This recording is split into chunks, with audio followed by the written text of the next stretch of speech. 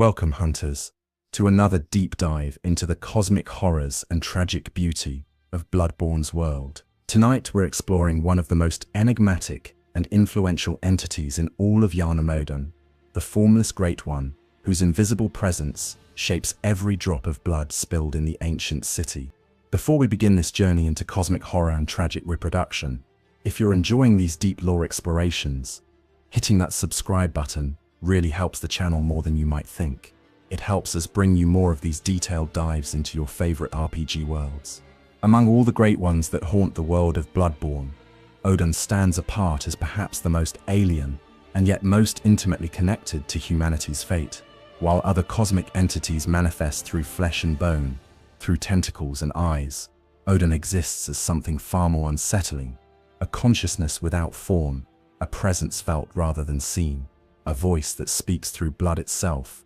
As we settle in for this long journey through cosmic lore, prepare to discover how a being with no physical form has shaped the physical world of Yharnam more profoundly than any other entity.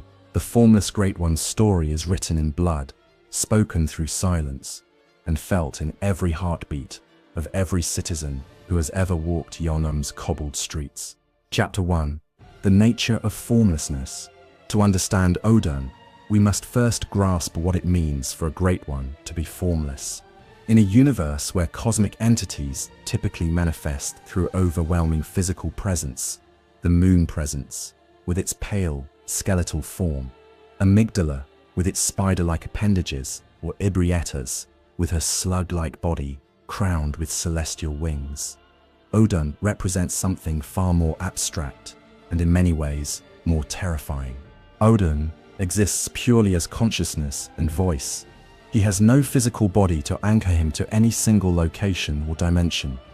This formlessness is not a limitation, but rather Oedon's greatest strength. While other great ones must work through elaborate dream realms, nightmare dimensions, or physical manifestations that can be fought and defeated, Oedon permeates reality itself. He exists in the spaces between things, in the potential rather than the actual, in the voice that carries meaning rather than the throat that produces sound. The Tomb Prospector's findings in the deepest Pruthumerian ruins speak of Oedon's nature in cryptic terms.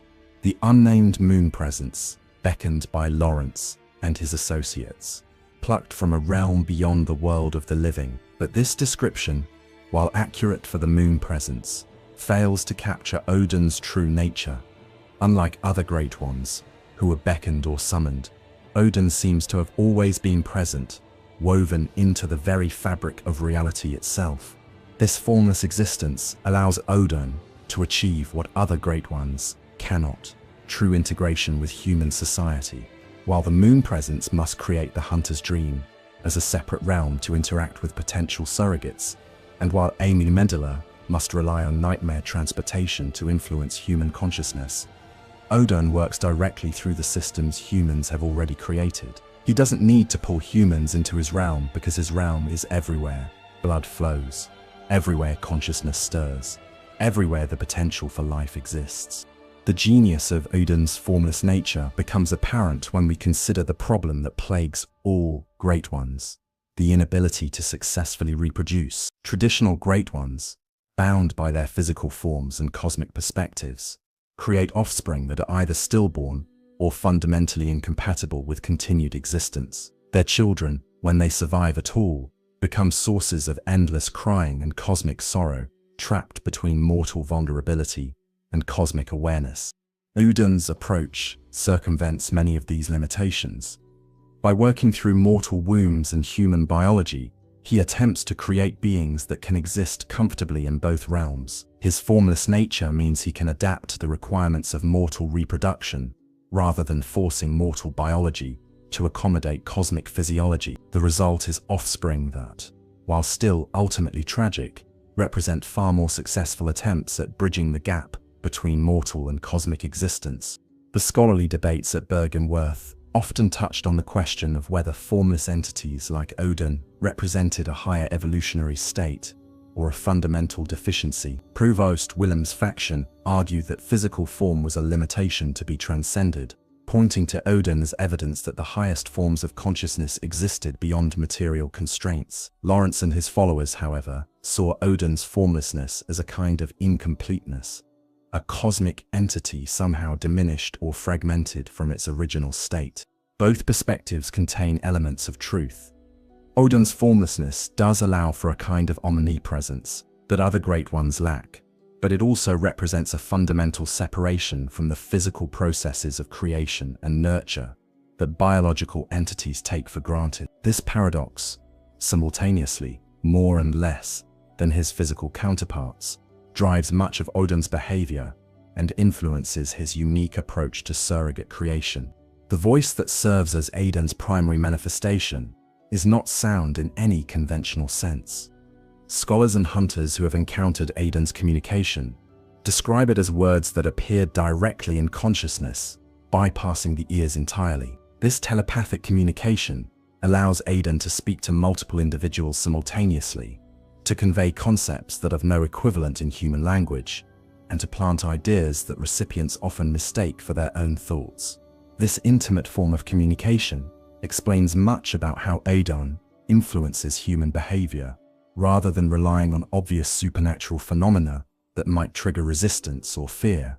Oedon's voice arrives as seemingly natural thoughts and inspirations, the idea to seek healing through blood ministration, the impulse to explore forbidden Pthumerian ruins, the desire to transcend human limitations. Many of these apparently human ambitions may actually originate from Oedon's subtle influence. The formless nature of Oedon also means that he experiences time differently than physical entities. Unbound by the constraints of matter and energy, Oedon can perceive multiple timelines simultaneously, observe potential outcomes that might never come to pass, and influence events across vast spans of history. This temporal flexibility allows him to orchestrate complex scenarios spanning generations, manipulating bloodlines and cultural developments to create optimal conditions for his reproductive attempts. Understanding Oedon's formlessness is crucial to understanding his success, where other great ones have failed. While entities like the Moon Presence must work within the constraints of their physical manifestations and dimensional limitations, Oedon operates as a pure expression of will and consciousness. This makes him simultaneously the most alien and most intimately connected to humanity of all the great grains, a paradox that defines his entire approach to creating the surrogate children he so desperately desires. Chapter 2: The Blood Connection. Blood in Bloodborne is far more than a simple biological fluid. It serves as a carrier of memory, consciousness, and cosmic potential. For Oedon, blood represents the perfect medium through which to influence, communicate with, and ultimately reproduce through mortal beings. The relationship between Oedon and blood is so fundamental that understanding one without the other is impossible. The old blood discovered in the Pthumerian ruins beneath Yharnam carries within it traces of cosmic consciousness accumulated over millennia. This blood doesn't simply heal wounds or cure diseases. It carries the memories and experiences of every being it has touched, creating a vast network of shared consciousness that Oedon can access and manipulate. When humans receive blood ministration, they're not just receiving physical healing, but also incorporating fragments of cosmic awareness into their own consciousness. Oedon's formless nature allows him to exist within this blood network as easily as he exists in voice and consciousness. While other great ones must work through external manipulation or dimensional transportation, Oedon can literally inhabit the blood of his chosen subjects. This creates an intimacy between Oedon and humanity that other cosmic entities cannot achieve. He doesn't observe humans from a distance or communicate through intermediaries. He exists within them, flowing through their veins, experiencing their lives from the inside. This blood-based connection explains many of the phenomena associated with Oedon's influence. The Healing Church's emphasis on blood purity and special bloodlines isn't simply medical superstition, but reflects Oedon's selection criteria for potential surrogates. Certain bloodlines, particularly those connected to the Cainhurst nobility and the ancient Pthumerian royalty, carry genetic markers that make them more suitable vessels for cosmic consciousness. Arianna's status as a woman of pleasure, from Canehurst, demonstrates this selection process in action. Her noble blood, diluted though it may be, through generations of exile and social decline, still carries the cosmic compatibility that makes her a prime candidate for Oedon's reproductive attempts. The special blood she provides to hunters isn't just superior in its healing properties, it carries traces of Oedon's influence, slowly preparing those who consume it for potential cosmic transformation. The blood ministration, practiced by the healing church, serves as Oedon's primary vector for spreading his influence throughout Yharnam's population. Each transfusion doesn't just heal the recipient, but also introduces cosmic memories and consciousness into their blood. Over time, as more and more citizens receive blood ministration, the collective consciousness of Yharnam becomes increasingly influenced by cosmic perspectives and priorities. This gradual transformation of human consciousness through blood creates the conditions necessary for Oedon's reproductive strategy. Traditional Great One reproduction fails because cosmic entities cannot successfully interface with purely mortal biology. However, humans whose blood has been sufficiently infused with cosmic consciousness become suitable vessels for hybrid offspring that can exist in both mortal and cosmic realms. The transformation isn't immediately apparent to most recipients of blood ministration. The cosmic memories integrate slowly with human consciousness, often manifesting as strange dreams, unusual insights, or gradual changes in behavior and perception. Some individuals, particularly those with strong wills or natural resistance to cosmic influence, may never fully succumb to the transformation. Others, especially those with genetic predispositions toward cosmic awareness, may undergo rapid and dramatic changes that mark them as prime candidates for Oedon's attention. The beast scourge that eventually consumes Yharnam represents one possible outcome of this blood-based transformation process. When cosmic consciousness encounters human biology without proper preparation or compatibility, the result is often a violent rejection that manifests as bestial transformation. The creatures that prowl Yharnam's streets aren't random mutations, but rather expressions of the fundamental incompatibility between cosmic awareness and unprepared human consciousness. However, Oedon's strategy accounts for this possibility. The blood ministration process serves as both a selection mechanism and a preparation ritual. Those who transform into beasts demonstrate their unsuitability as surrogates and are effectively removed from consideration. Those who maintain their humanity while absorbing cosmic consciousness prove their potential value as reproductive partners or surrogate parents. The ritual blade's requirement for blood sacrifice to open gates throughout the Pothamarian ruins demonstrates another aspect of blood's function in Oedon's cosmic system. Blood doesn't just carry consciousness and memory, it can be used to manipulate reality itself when properly applied. The gates respond not to the physical properties of blood, but to the memories and consciousness it contains, allowing access to hidden spaces and forgotten realms. This reality-altering property of cosmic blood explains how Oedon can influence physical events despite his formless nature. By working through the blood of his chosen agents, Oedon can manipulate the physical world indirectly. Doors open, paths appear, and obstacles dissolve, not through direct cosmic intervention, but through the accumulated power of cosmic consciousness, working through mortal blood. The appearance of the blood moon represents the culmination of this blood-based influence system. When enough cosmic consciousness accumulates in Yharnam's population through generations of blood ministration, reality itself begins to shift to accommodate cosmic perspectives. The red moon that hangs low in the sky isn't just a visual phenomenon, but a manifestation of Oedon's pervasive influence, finally reaching critical mass. Under the blood moon's light, the barriers between mortal and cosmic consciousness weaken dramatically. Oedon's presence becomes palpable throughout the city, saturating the very air with his reproductive intent. The pregnancies that occur during this time represent his most direct attempts at creating surrogate children, made possible by the gradual preparation of suitable vessels through decades of blood ministration. The tragic nature of these pregnancies reveals both the potential and the limitations of Oedon's blood-based approach. While his formless nature allows him to work more directly with human biology than other Great Ones, the fundamental incompatibilities between cosmic and mortal existence still create challenges. The offspring produced through cosmic blood pregnancies are invariably fragile, dependent on their mortal mothers for survival, and often short-lived despite their cosmic heritage. Yet these failures don't represent dead ends, but rather iterations in Oedon's ongoing experiment with blood-based reproduction. Each pregnancy provides valuable information about the compatibility between cosmic consciousness and mortal biology, allowing Oedon to refine his approach and select more suitable candidates for future attempts. Chapter 3. The Healing Church as Odin's Instrument.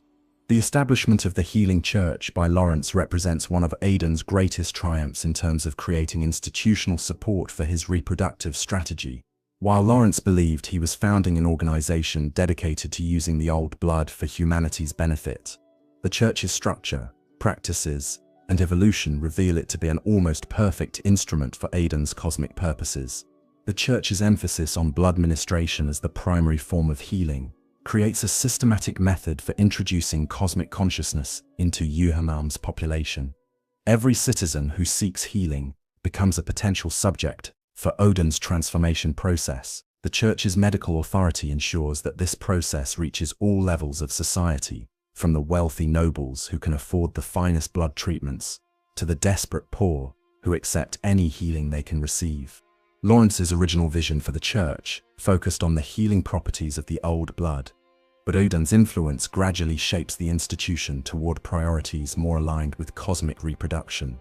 The development of blood saints, special individuals whose blood possesses enhanced healing properties, serves Odin's selection process for identifying genetically suitable breeding candidates. These saints, revered for their medical contributions, become unknowing participants in Odin's reproductive experiments.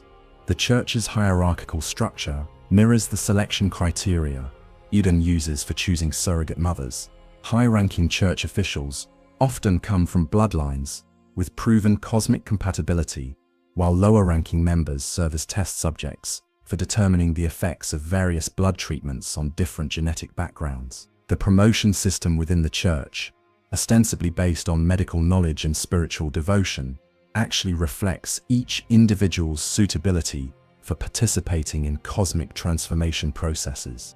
The church hunters represent a particularly sophisticated aspect of Odin's institutional manipulation. These warriors, supposedly dedicated to protecting Yharnam from the beast scourge, actually serve multiple functions in Odin's broader strategy. Their exposure to beast blood through combat provides valuable data about the limits of human cosmic compatibility, while their dedication to the church ensures they remain loyal instruments for carrying out Odin's will. The development of specialized hunter weapons that require blood gems to reach their full potential demonstrates how deeply Odin's influence permeates church activities. These gems, created through the crystallization of cosmic consciousness within blood, allow hunters to channel cosmic power directly through their weapons. The process of acquiring and using these gems gradually exposes hunters to increasing levels of cosmic awareness, preparing them for potential roles in Odin's reproductive plans.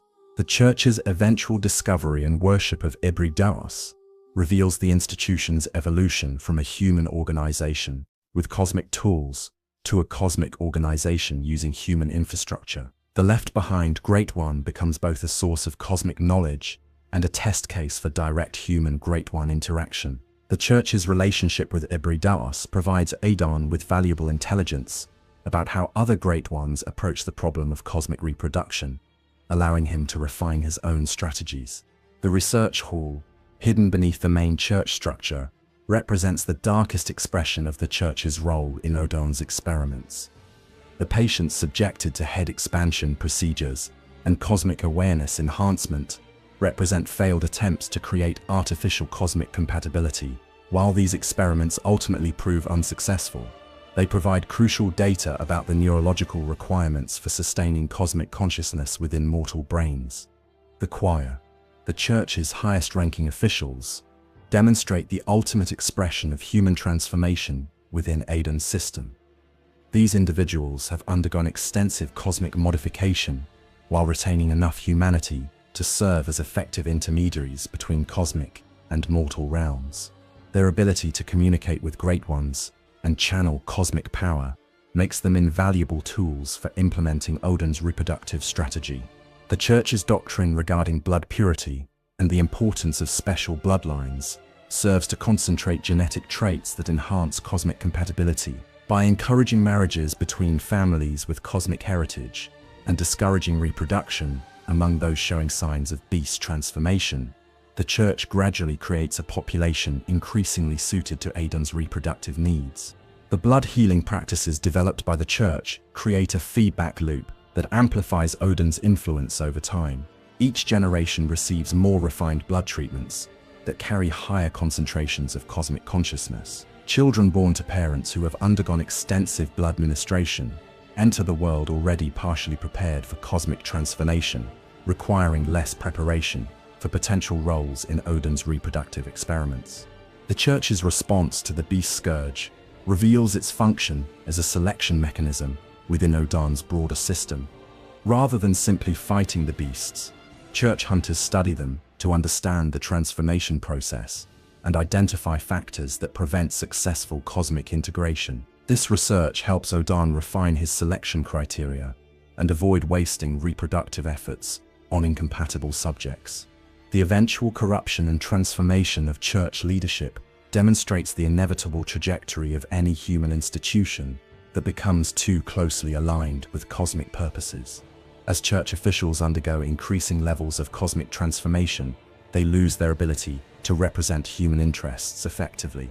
The institution becomes explicitly focused on serving cosmic needs rather than human welfare, completing its evolution from tool to extension of Oedon's will. The Church's architectural evolution parallels its spiritual transformation. The grand cathedral that serves as the Church's public face conceals the research hall's horrific experiments, just as the Church's healing mission conceals its role in cosmic reproduction.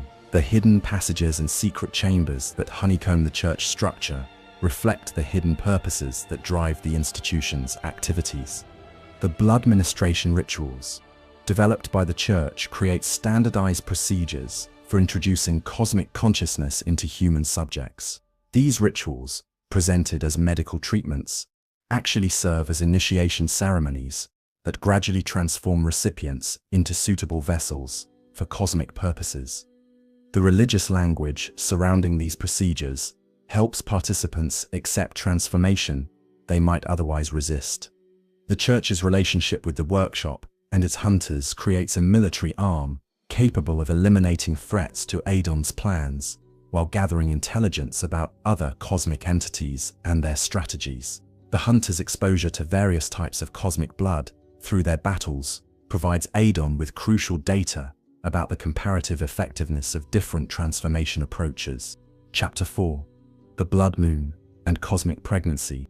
The Blood Moon represents the culmination of Oedon's long-term strategy for creating surrogate children through human vessels.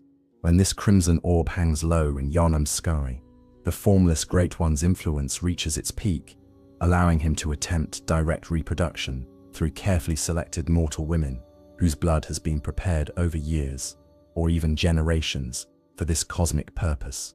The appearance of the blood moon is not a random astronomical event, but rather the result of specific conditions created through Oedon's manipulation of reality itself. When enough cosmic consciousness accumulates within Yharnam's population through blood ministration, the collective transformation reaches a critical threshold that manifests as a physical alteration of the moon's appearance. The red light that bathes the city during these events carries within it Oedon's reproductive essence, seeking out suitable vessels for his most ambitious procreative attempts. The law note discovered in Bergenworth provides the key insight into this phenomenon. When the red moon hangs low, the line between man and beast is blurred, and when the Great Ones descend, a womb will be blessed with child. This blessing, however, represents not divine favor, but cosmic desperation. The Formless Great One's most direct attempt to create the surrogate children that all great ones desperately seek. Under the blood moon's influence, Oedon's presence becomes palpable throughout Yharnam in ways that his formless nature normally prevents. The red light serves as a medium through which his consciousness can permeate physical space more completely than ever before. Women who have been prepared through blood ministration find themselves overwhelmed by cosmic presence, their bodies becoming vessels for reproduction that follows cosmic rather than mortal timelines and biological rules. Arianna's pregnancy during the blood moon demonstrates the devastating intimacy of this process. Her transformation from a confident woman of pleasure to a frightened, withdrawn figure reflects the psychological impact of cosmic impregnation. The pregnancy progresses with supernatural speed, developing from conception to birth within hours or days, rather than the 9 months required for human gestation. This acceleration suggests that cosmic reproduction operates according to different temporal principles than mortal biology. The offspring produced through these cosmic pregnancies reveal both the potential and the limitations of Oedon's reproductive strategy. Arianna's child, a pale, tentacled creature that depends entirely on its mother for survival, represents a successful fusion of cosmic and mortal elements that nonetheless fails to achieve true viability. The creature's immediate death, if separated from its mother, demonstrates the fragile nature of these hybrid beings and the incomplete success of Oedon's approach. The false Iosefka's pregnancy provides another perspective on cosmic reproduction. Under the blood moon, her prior transformation into a kin through church experiments makes her a different type of vessel than Arianna, one whose cosmic compatibility has been artificially enhanced through medical intervention. The pregnancy that results from her exposure to the blood moon's influence produces offspring that may be more stable than Arianna's child, but remains fundamentally alien to normal biological processes. The selection criteria that determine which women become pregnant during the blood moon reveal the sophistication of Oedon's long-term planning. Those chosen for cosmic pregnancy invariably possess special bloodlines, genetic markers, or artificial modifications that enhance their compatibility with cosmic consciousness. The random citizens of Yharnam, despite their exposure to blood ministration over the years, lack the specific traits necessary to serve as successful vessels for cosmic reproduction. The psychological impact of cosmic pregnancy extends far beyond the physical transformation of the mothers. Women who undergo this process report dreams filled with cosmic imagery, voices speaking in languages they don't understand, and overwhelming sensations of being watched or evaluated by intelligences beyond human comprehension. These experiences suggest that cosmic pregnancy involves not just physical reproduction, but also the integration of cosmic consciousness into mortal awareness. The blood moon's influence on male subjects manifests differently, but no less dramatically. Men exposed to its light often undergo accelerated beast transformation or develop enhanced cosmic awareness that drives them to seek out pregnant women with protective or predatory intent. This gender-specific response suggests that Oedon's reproductive strategy accounts for the different roles males and females might play in nurturing and protecting cosmic offspring. The temporal distortions associated with blood moon pregnancies extend beyond simple acceleration. Mothers report experiencing multiple timelines simultaneously during their pregnancies, perceiving potential futures where their children survive and thrive alongside visions of cosmic catastrophe and universal transformation. These temporal visions may represent genuine glimpses of alternate realities or psychological manifestations of cosmic consciousness, overwhelming mortal perception. The birth process itself defies normal biological understanding. Cosmic children emerge not through traditional labor, but through a process that seems to involve the temporary dissolution of physical barriers between mother and child. Witnesses describe births that occur without apparent physical trauma to the mother, as if the children simply phase from one state of existence to another, rather than following normal developmental progression. The immediate aftermath of cosmic births reveals the tragic nature of Oedon's reproductive attempts. Despite their alien nature, the cosmic children demonstrate obvious need for maternal care and protection. Their cries carry emotional resonance that affects not just their mothers, but anyone who hears them, suggesting that these beings possess emotional depth and awareness that makes their inevitable failure all the more heartbreaking. The blood moon's effects on the broader population of Yharnam create a city-wide transformation that supports the cosmic pregnancy process.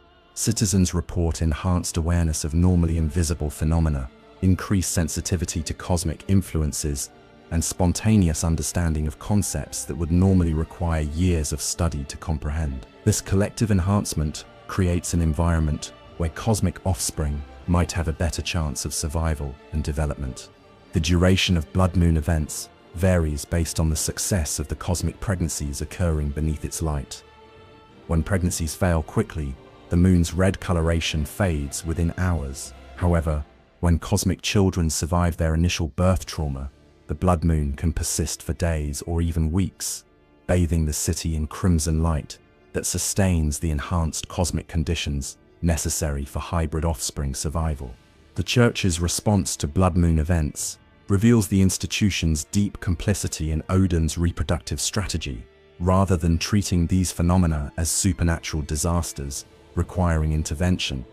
Church officials have developed protocols for identifying, protecting, and studying women who become pregnant during these events. This institutional support suggests that the Church's leadership understands and actively facilitates Oedon's reproductive attempts. The long-term consequences of failed cosmic pregnancies extend far beyond the immediate tragedy of stillborn or short-lived offspring. Women who survive the experience often develop enhanced cosmic awareness that marks them for future attempts at cosmic reproduction. Their transformed blood becomes valuable to other Great Ones, seeking to understand Oedon's methods, potentially exposing them to additional cosmic attention and manipulation. Chapter 5. Arianna's Tragedy, a case study in cosmic reproduction. Among all the women who fall victim to Oedon's reproductive ambitions during the blood moon events, Arianna's story provides the most complete and heartbreaking example of how cosmic pregnancy affects both mother and child. Her transformation from a confident, independent woman into a vessel for cosmic reproduction illustrates the devastating personal cost of the formless Great One's desperate quest for surrogate children. Arianna's background as a woman of pleasure from the fallen Cainhurst nobility makes her an ideal candidate for Oedon's attention. Her bloodline carries genetic markers from both the ancient Puthumerian royalty and the Cainhurst vampiric heritage, creating a unique combination of cosmic compatibility factors that has been refined over generations. The special blood she provides to hunters isn't simply superior in its healing properties. It carries traces of dormant cosmic potential that mark her as a prime vessel for hybrid offspring.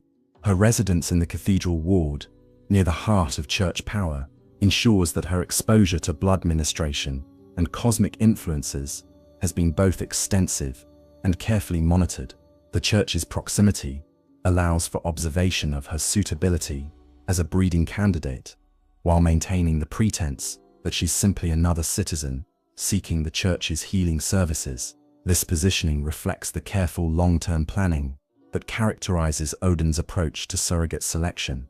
The onset of Arianna's cosmic pregnancy coincides precisely with the appearance of the blood moon, demonstrating the connection between Oedon's enhanced presence and his reproductive attempts. Her initial confusion and fear suggest that the impregnation process occurs without her conscious awareness or consent, highlighting the violation inherent in cosmic reproduction. The formless Great One's ability to work through blood and consciousness allows him to circumvent normal biological and psychological defenses.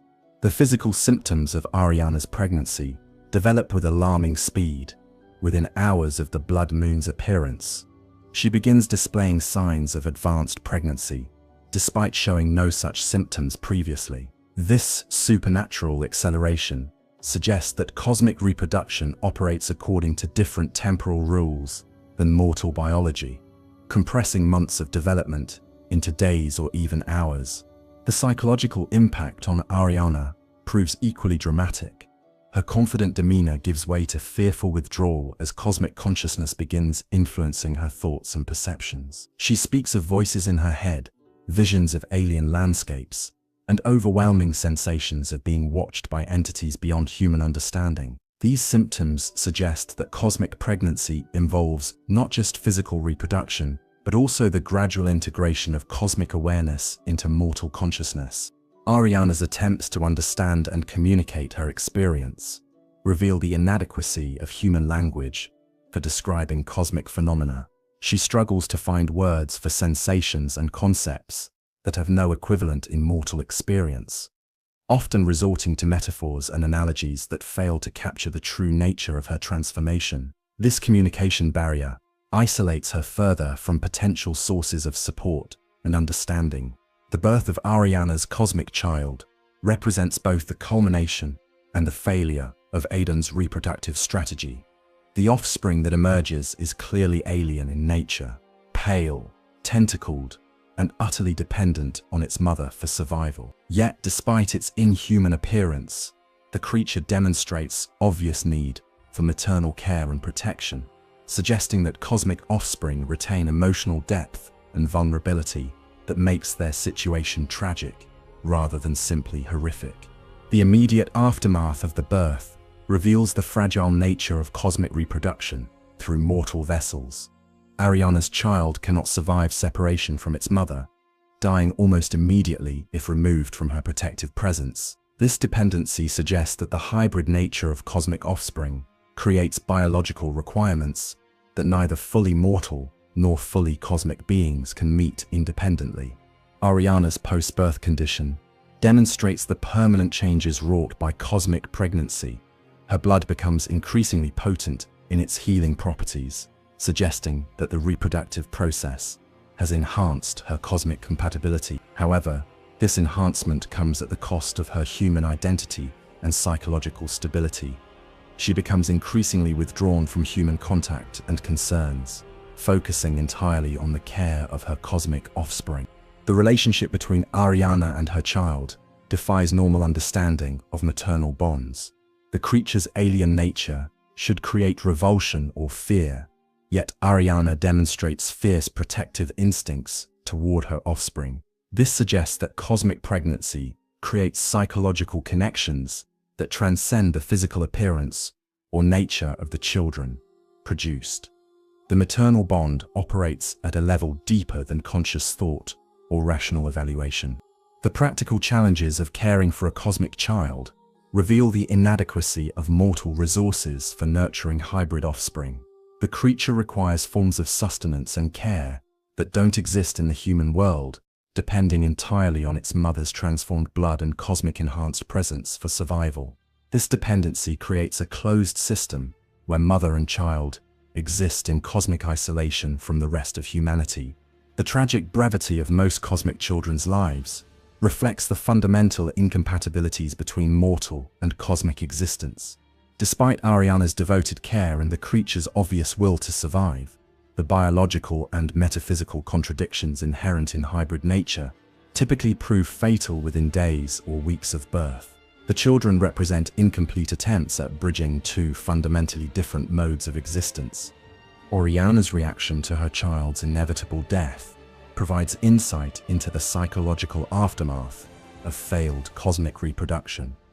Rather than experiencing typical grief, she often seems to enter a state of cosmic awareness that transcends normal emotional responses. This transformation suggests that the reproductive process permanently alters the mother's consciousness, preparing them for potential future attempts at cosmic pregnancy. The Church's response to Arianna's situation reveals the institution's deep knowledge of and complicity in cosmic reproduction.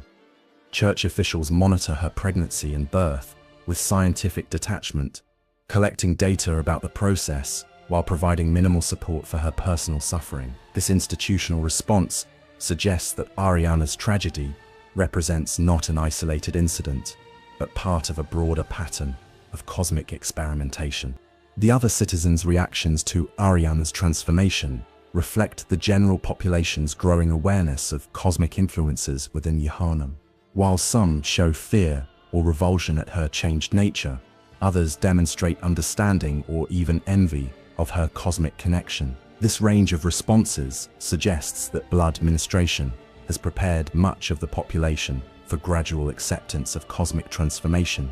The long-term implications of Arianna's experience extend far beyond her individual tragedy.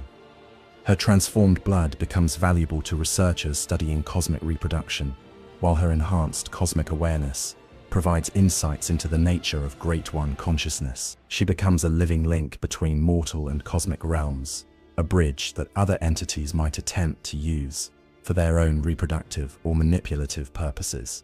The documentation of Arianna's case by church scholars and Bergenworth researchers provides crucial data for understanding Oedon's reproductive strategy. Her experience reveals both the potential and the limitations of using mortal vessels for cosmic reproduction, informing future attempts while highlighting the ethical and practical challenges inherent in such experiments. Her story becomes a cautionary tale and a roadmap for those seeking to understand or replicate cosmic reproductive processes. Chapter 6. The Falso-Sefka's Transformation. The story of the Falso-Sefka provides a darker parallel to Arianna's cosmic pregnancy, revealing how artificial enhancement of cosmic compatibility can create different but equally tragic outcomes in Oedon's reproductive experiments. Unlike Arianna, whose suitability as a vessel stems from her natural bloodline heritage, the Falso-Sefka represents an attempt to create cosmic compatibility through medical intervention and forced transformation. The replacement of the original Iosefka by a member of the choir demonstrates the Church's active participation in creating subjects for cosmic experimentation. The false Iosefka's background as a Church researcher gives her extensive knowledge of cosmic biology and transformation processes, making her both a valuable research subject and a willing participant in experiments that she understands may prove fatal or fundamentally transformative. Her initial transformation into a kin through Church-sponsored procedures represents an intermediate stage between human and cosmic existence. This partial transformation enhances her ability to perceive and interact with cosmic entities while maintaining enough human biology to potentially serve as a vessel for reproduction. The process demonstrates the Church's belief that cosmic compatibility can be artificially induced through proper medical intervention.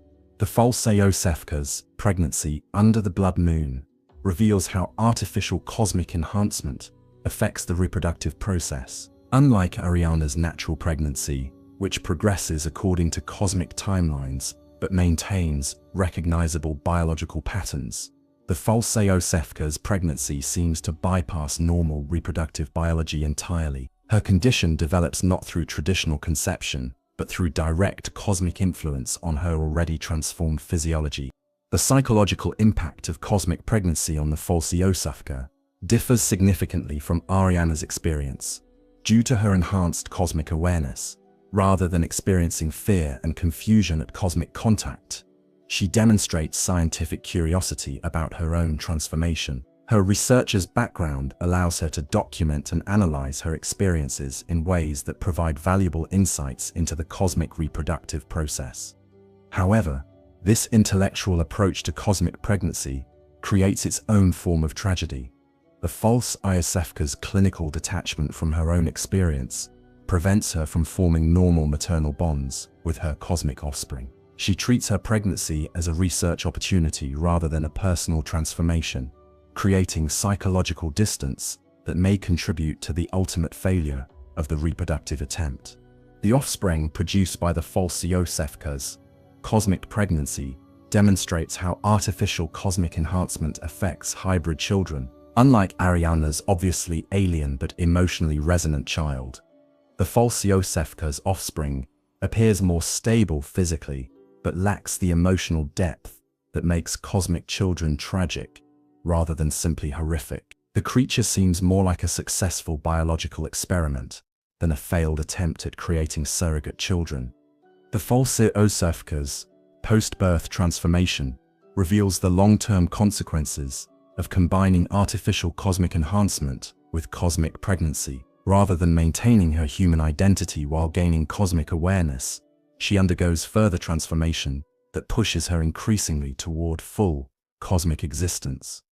This progression suggests that artificial enhancement may create instabilities that natural cosmic compatibility avoids. Her continued research activities during and after pregnancy demonstrate the persistence of human intellectual curiosity, even under cosmic influence. The false Yosefka maintains detailed documentation of her experiences, creating valuable records that other researchers can study to understand cosmic reproductive processes. However, this intellectual focus may prevent her from experiencing the full emotional and spiritual dimensions of cosmic motherhood. The Church's response to the false Yosefka's pregnancy differs markedly from their treatment of Arianna's case. Rather than simply monitoring and documenting her experience, Church officials actively support and facilitate her transformation. This difference suggests that the Church views artificially enhanced subjects as more valuable research assets than naturally compatible individuals. The false Yosefka's relationship with her cosmic offspring reflects the complications introduced by artificial enhancement. While she provides necessary care for the creature's survival, she lacks the fierce protective instincts that characterize Arianna's maternal behavior. This emotional distance may contribute to the offspring's different developmental pattern and ultimate fate. The laboratory setting where the false Yosefka conducts her pregnancy and birth creates an environment that supports cosmic offspring in ways that natural settings cannot. The controlled conditions, specialized equipment, and constant monitoring provide resources that might extend the survival time of cosmic children. However, this artificial support system cannot address the fundamental incompatibilities that plague hybrid offspring. The false Yosefka's transformation into a creature increasingly similar to Ibriates suggests a potential endpoint for artificially enhanced humans who undergo cosmic pregnancy. Rather than maintaining the balance between mortal and cosmic existence that Oedon seeks in surrogate children, artificial enhancement may push subjects toward full cosmic transformation that eliminates their usefulness as bridges between realms. The documentation produced by the false Yosefka's research becomes invaluable for understanding the differences between natural and artificial approaches to cosmic reproduction. Her detailed records reveal how enhancement procedures affect pregnancy development, offspring characteristics, and maternal survival rates. This data helps explain why Oedon continues to prefer naturally compatible subjects, despite the Church's success in creating artificial enhancement. The ethical implications of the false Yosefka's case highlight the moral complexities surrounding cosmic reproduction research. Unlike Arianna, who becomes a victim of cosmic forces beyond her understanding or control, the false Yosefka volunteers for transformation with full knowledge of the likely consequences. This willing participation raises questions about consent, exploitation, and the responsibility of researchers who facilitate cosmic experiments. The false Yosefka's ultimate fate demonstrates the unsustainability of artificial cosmic enhancement as a solution to the reproduction problem facing great ones. While her enhanced abilities allow for more successful initial pregnancy and offspring survival, the long-term trajectory leads toward complete loss of human characteristics that made her valuable as a surrogate in the first place. The comparison between the false Yosefka and Arianna's experiences provides crucial insights into Oedon's preferences for naturally compatible vessels. While artificial enhancement can create more stable initial conditions for cosmic pregnancy, natural compatibility produces offspring with greater emotional depth and stronger maternal bonds. These factors suggest that Oedon's ultimate goal involves creating not just biologically viable offspring, but emotionally and spiritually complete surrogate children. The Church's continued support for artificial enhancement research, despite its obvious limitations, reflects the institution's evolution away from human concerns toward cosmic priorities. The false Yosefka's case becomes a model for future enhancement procedures, even though her transformation ultimately serves cosmic rather than human interests. Chapter 7. Mergo's Eternal Lament. Deep within the nightmare of Mensis, the cries of Mergo echo endlessly through twisted corridors and impossible geometries, creating a symphony of cosmic sorrow that represents Oedon's most successful, yet ultimately tragic attempt at creating a surrogate child. As the offspring of the Formless Great One, and Queen Yharnam, Mergo exists in a state that transcends normal categories of life and death, presence and absence, success and failure. Queen Yharnam's status as both Pythagorean royalty and the mother of a cosmic child makes her unique among all the women who have served as vessels for Great One reproduction. Her ancient bloodline carries cosmic compatibility factors that have been refined over millennia of Pythagorean civilization's interaction with cosmic forces. Unlike Arianna or the false Iosefka, who represent relatively recent attempts at cosmic reproduction, Queen Yharnam's pregnancy with Mergo occurred during the height of Pythagorean power, when humans possessed greater understanding of and compatibility with cosmic entities. The circumstances surrounding Mergo's conception remain shrouded in mystery, but the evidence suggests a more deliberate and ceremonial process than the desperate cosmic pregnancies that occur during blood moon events. The Pythagorean civilization's advanced knowledge of cosmic biology and ritual practices would have allowed for careful preparation and optimal conditions for cosmic reproduction. This preparation helps explain why Mergo achieves a form of existence that other cosmic children cannot sustain. Mergo's nature as a formless entity like its father represents both inheritance and limitation. While this formlessness allows Mergo to exist in states that would be impossible for physically manifested beings, it also prevents the child from achieving the full presence and agency that Oedon desperately desires in a surrogate. Mergo exists as voice and consciousness, without the ability to independently interact with or influence the physical world. The nightmare of Mensis serves as both nursery and prison for the cosmic child. This realm, created through the School of Mensis's ritual attempts to contact Mergo, provides an environment where the formless child can exist more fully than in the physical world. However, the nightmare's twisted nature reflects the fundamental tragedy of Mergo's existence, a child that can only achieve presence in a realm of horror and madness. Mergo's constant crying serves multiple functions within the cosmic ecology of Bloodborne.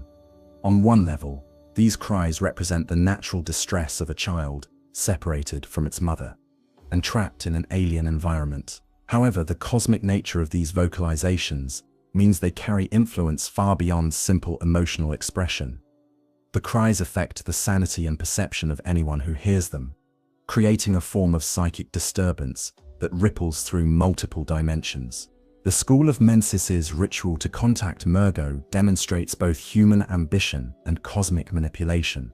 While the scholars believe they are initiating contact with a cosmic entity that might grant them enhanced knowledge and power, they are actually being used by Oedon to create a suitable environment for his cosmic child. The resulting nightmare realm provides Mergo with a space where formless existence becomes possible, even if that existence remains fundamentally incomplete. The stillbirth of the Mensis scholars' minds during their ritual reveals the price of attempting to communicate with cosmic children. Mergo's consciousness, enhanced by its cosmic heritage, but lacking the emotional development necessary to control its influence, overwhelms mortal minds that attempt direct contact. This overwhelming effect suggests that cosmic children possess power that exceeds their ability to control or direct it constructively. Mikolash's role as the host of the nightmare creates a bridge between Mergo's formless existence and the physical world. His transformation into the nightmare's guardian allows him to serve as an intermediary who can communicate with and care for the cosmic child while maintaining enough connection to physical reality to serve practical functions. However, this role also traps him in a state of eternal servitude to a being whose needs he cannot fully understand or satisfy. The wet nurse that serves as Mergo's protector represents Oedon's attempt to provide parental care for a child who cannot access its actual mother. This entity, summoned or created through cosmic power, possesses the nurturing instincts necessary to care for a cosmic child, while lacking the independent will that might interfere with Oedon's plans. The wet nurse's multiple arms and protective posture suggest both tender care and imprisoning control. The player's eventual confrontation with Mergo's wet nurse represents a tragic necessity rather than a heroic battle. While the entity serves as an obstacle to the player's progress, its primary function is caring for a cosmic child who desperately needs protection and nurture. The The battle essentially forces the player to destroy the only source of parental care available to Mergo, completing the cycle of cosmic tragedy that defines the Great One's existence. Mergo's silence following the wet nurse's defeat represents either death or a transition to a different state of existence.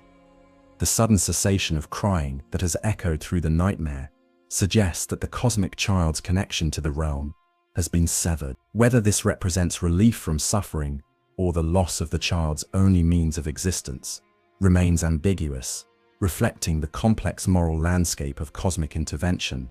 The relationship between Mergo and Queen Yharnam reveals the enduring bond between cosmic mothers and their children despite spatial and temporal separation. Queen Yharnam's continued existence as a revenant in the Puthemerian ruins suggests that cosmic pregnancy creates connections that transcend normal death. Her periodic appearances and apparent awareness of her child's fate indicate that the separation caused by Mergo's imprisonment in the nightmare represents ongoing trauma for both mother and child. The cosmic significance of Mergo's existence extends beyond its role as Oedon's surrogate child. As a being that successfully bridges formless and manifest existence, Mergo represents a potential model for future cosmic reproduction attempts. Other Great Ones study Mergo's condition to understand what factors contributed to its relative success and how those factors might be replicated in their own reproductive efforts. The time distortions surrounding Mergo's existence suggest that cosmic children experience temporality differently than mortal beings. The child's cries echo across multiple time periods, affecting events that occurred before its birth and influencing developments that will occur long after its potential death. This temporal flexibility allows Mergo to serve functions in Oedon's strategy that extend far beyond its immediate existence as a surrogate child. The Nightmare Realm's response to Mergo's presence demonstrates how cosmic children affect their environments. The twisted architecture, impossible geometries, and nightmarish inhabitants all reflect the influence of a consciousness that exists according to cosmic rather than physical laws. Mergo's very presence warps reality to accommodate its nature, creating a space where other cosmic entities can manifest more easily. The eventual fate of Mergo, whether through the player's intervention or the natural progression of cosmic development, represents the inevitable tragedy that befalls all attempts at cosmic reproduction. Even this most successful of Oedon's surrogate children cannot escape the fundamental incompatibilities between cosmic awareness and the needs of developing consciousness. Mergo's story serves as both Oedon's greatest achievement and his most profound failure. Chapter 8: The Workshop's Hidden Role. The Hunter's Workshop and its associated craftsmen play a crucial but often overlooked role in Oedon's reproductive strategy, serving as both tools for gathering intelligence about cosmic biology and weapons for eliminating obstacles to cosmic reproduction. The relationship between hunters, their weapons, and the Formless Great One reveals a sophisticated system of manipulation that extends far beyond simple monster hunting activities. Gehrman's position as the first hunter masks his deeper function as an agent of cosmic will. While he appears to serve the hunter's dream, and by extension the moon presence, his true loyalty lies with maintaining the conditions necessary for successful cosmic reproduction. The workshop he oversees doesn't simply produce weapons for fighting beasts. It creates instruments specifically designed to interact with cosmic biology and gather data about the reproduction process. The doll's presence in the hunter's dream provides Oedon with a direct observer capable of monitoring and influencing hunter development. Her apparent servitude to the moon presence conceals her deeper function as a recording device that documents every interaction with hunters who might prove useful for cosmic reproductive purposes. The doll's ability to level up hunters using blood echoes allows her to observe and analyze the cosmic development potential of each individual who enters the dream. The various weapons produced by the workshop demonstrate sophisticated understanding of cosmic biology that extends far beyond what would be necessary for simple beast hunting. The burial blade's ability to open passages between dimensions, the blade of mercy's effectiveness against kin, and the various cosmic tools available to advanced hunters all suggest that the workshop possesses detailed knowledge of cosmic anatomy and vulnerabilities. The blood gem system, used to enhance hunter weapons, serves multiple functions within Oedon's broader strategy. While these gems enhance weapon effectiveness, they also expose hunters to controlled doses of cosmic consciousness carried within crystallized blood. This exposure serves as both a selection mechanism for identifying hunters with cosmic compatibility and a preparation process for those who might serve future reproductive functions. Hunter training protocols developed by the workshop create systematic exposure to various forms of cosmic influence. Hunters learn to resist beast transformation, interact with cosmic entities, and navigate nightmare realms, not just for practical combat reasons, but also to test their potential usefulness for cosmic reproduction. Those who demonstrate exceptional resistance to cosmic corruption may be selected for protective roles in future reproductive attempts. The workshop's relationship with the Healing Church creates a feedback loop that serves Oedon's intelligence-gathering needs.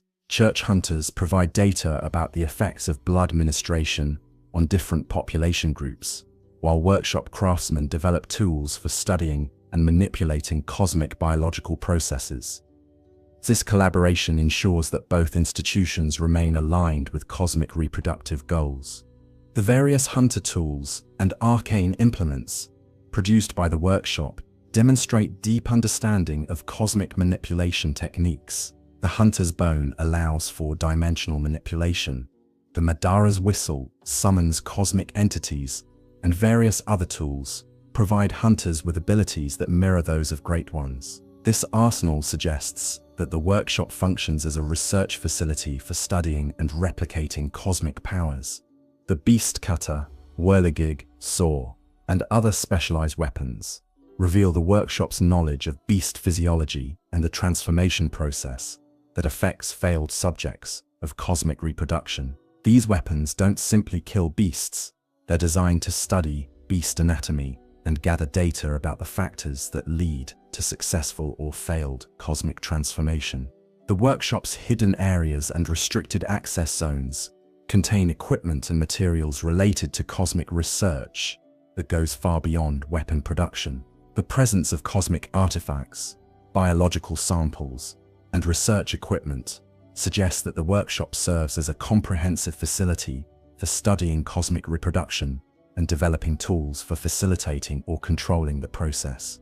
The relationship between different generations of hunters reveals a systematic approach to developing individuals with increasing levels of cosmic compatibility. Each generation learns from the experiences of its predecessors while being exposed to enhanced cosmic influences that prepare them for more direct involvement in cosmic reproductive activities.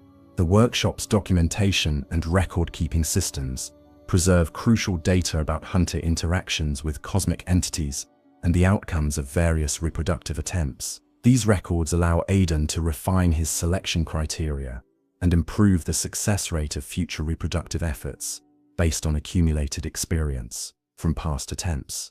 The training regimens imposed on church hunters include specific preparations for roles they might play in cosmic reproductive scenarios.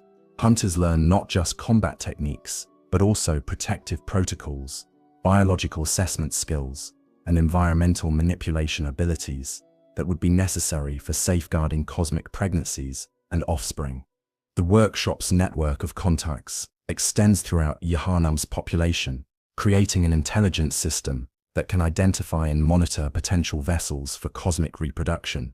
Hunters report back on citizens who display unusual blood properties, cosmic awareness, or genetic markers that might indicate suitability for reproductive purposes.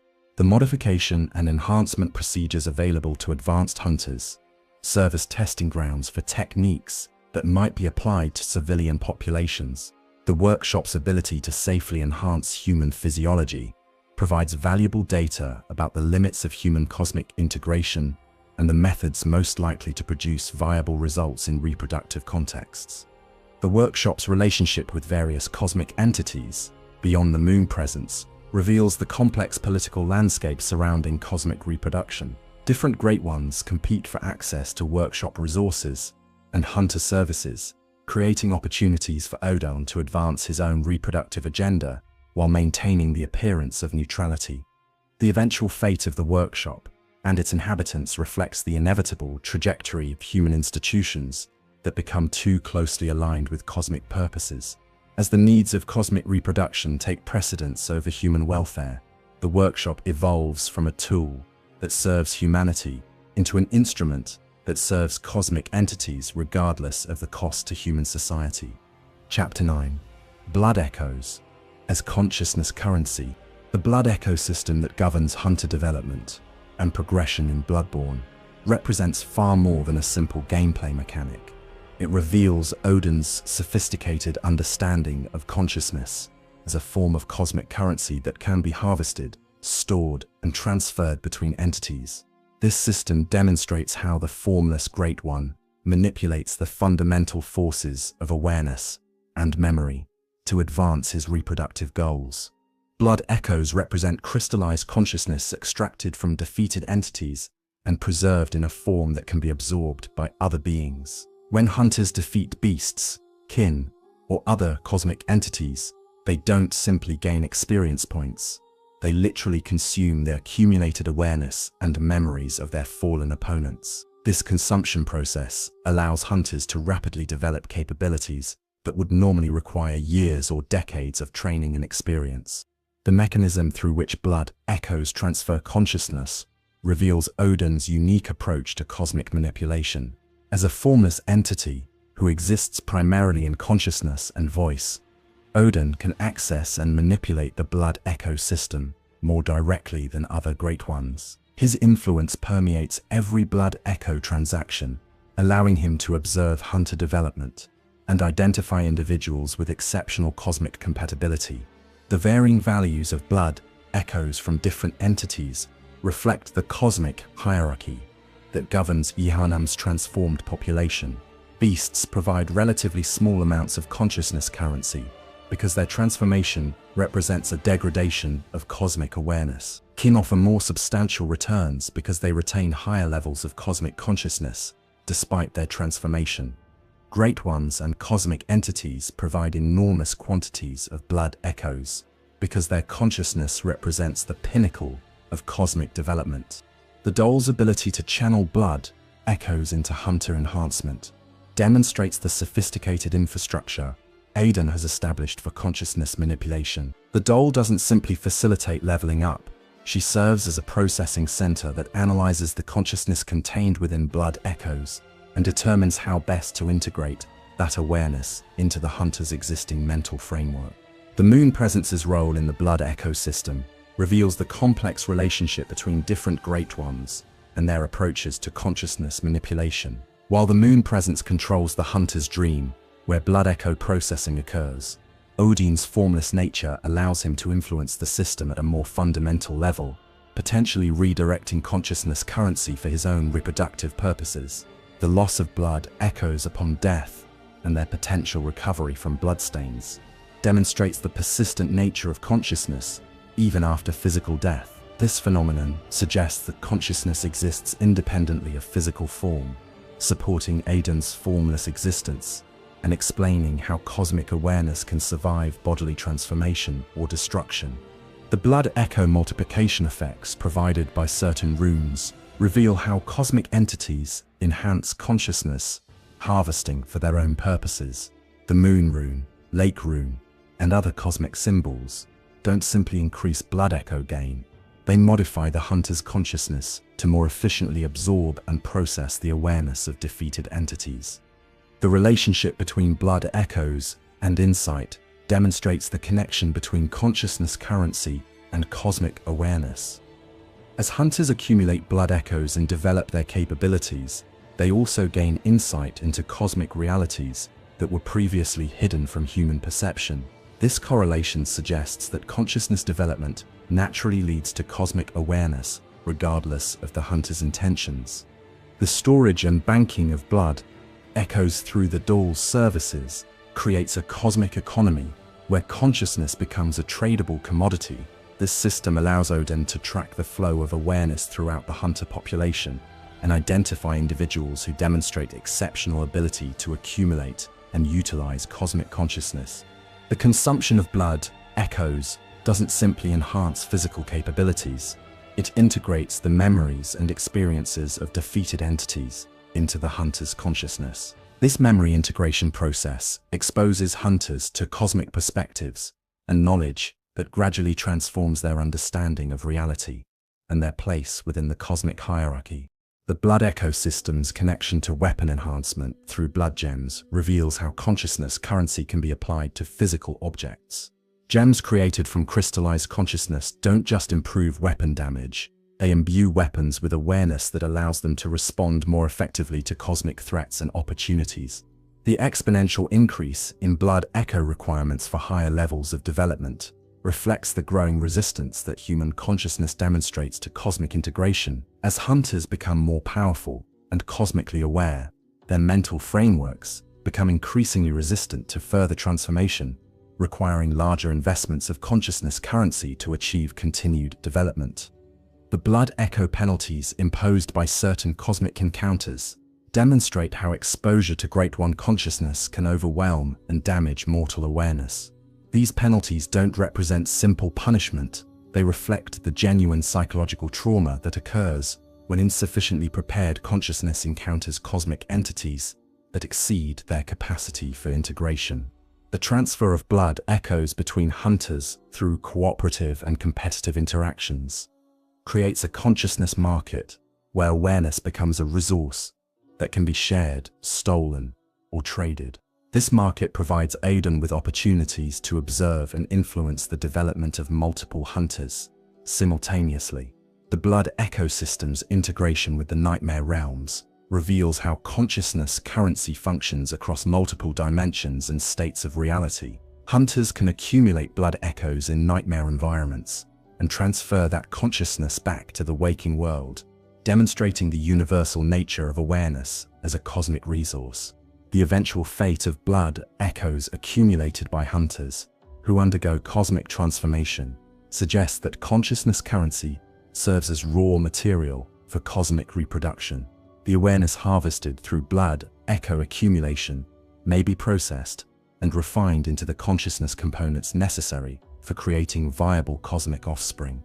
The blood ecosystem's persistence across multiple playthroughs and cycles demonstrates the eternal nature of consciousness manipulation within Oedon's reproductive strategy. Each hunter's development contributes to an ongoing accumulation of cosmic awareness that serves the Formless Great One's long-term goals, regardless of individual hunters' ultimate fates. Chapter 10. The Cosmic Hierarchy and Oedon's position.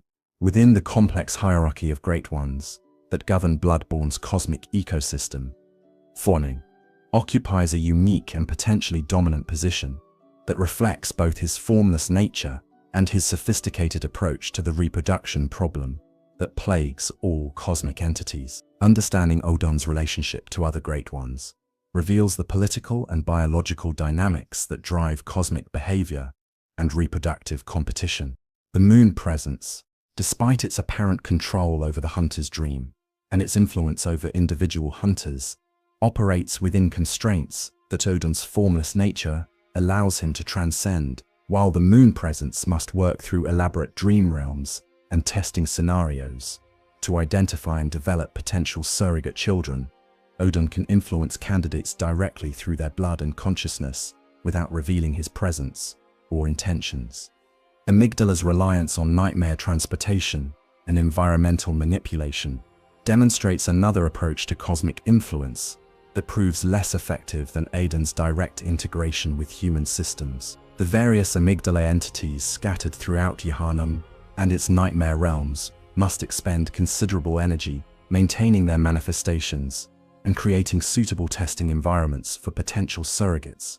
Arianna, despite her status as a left-behind Great One with apparent benevolence toward humanity, ultimately serves Oedon's interests through her relationship with the Healing Church.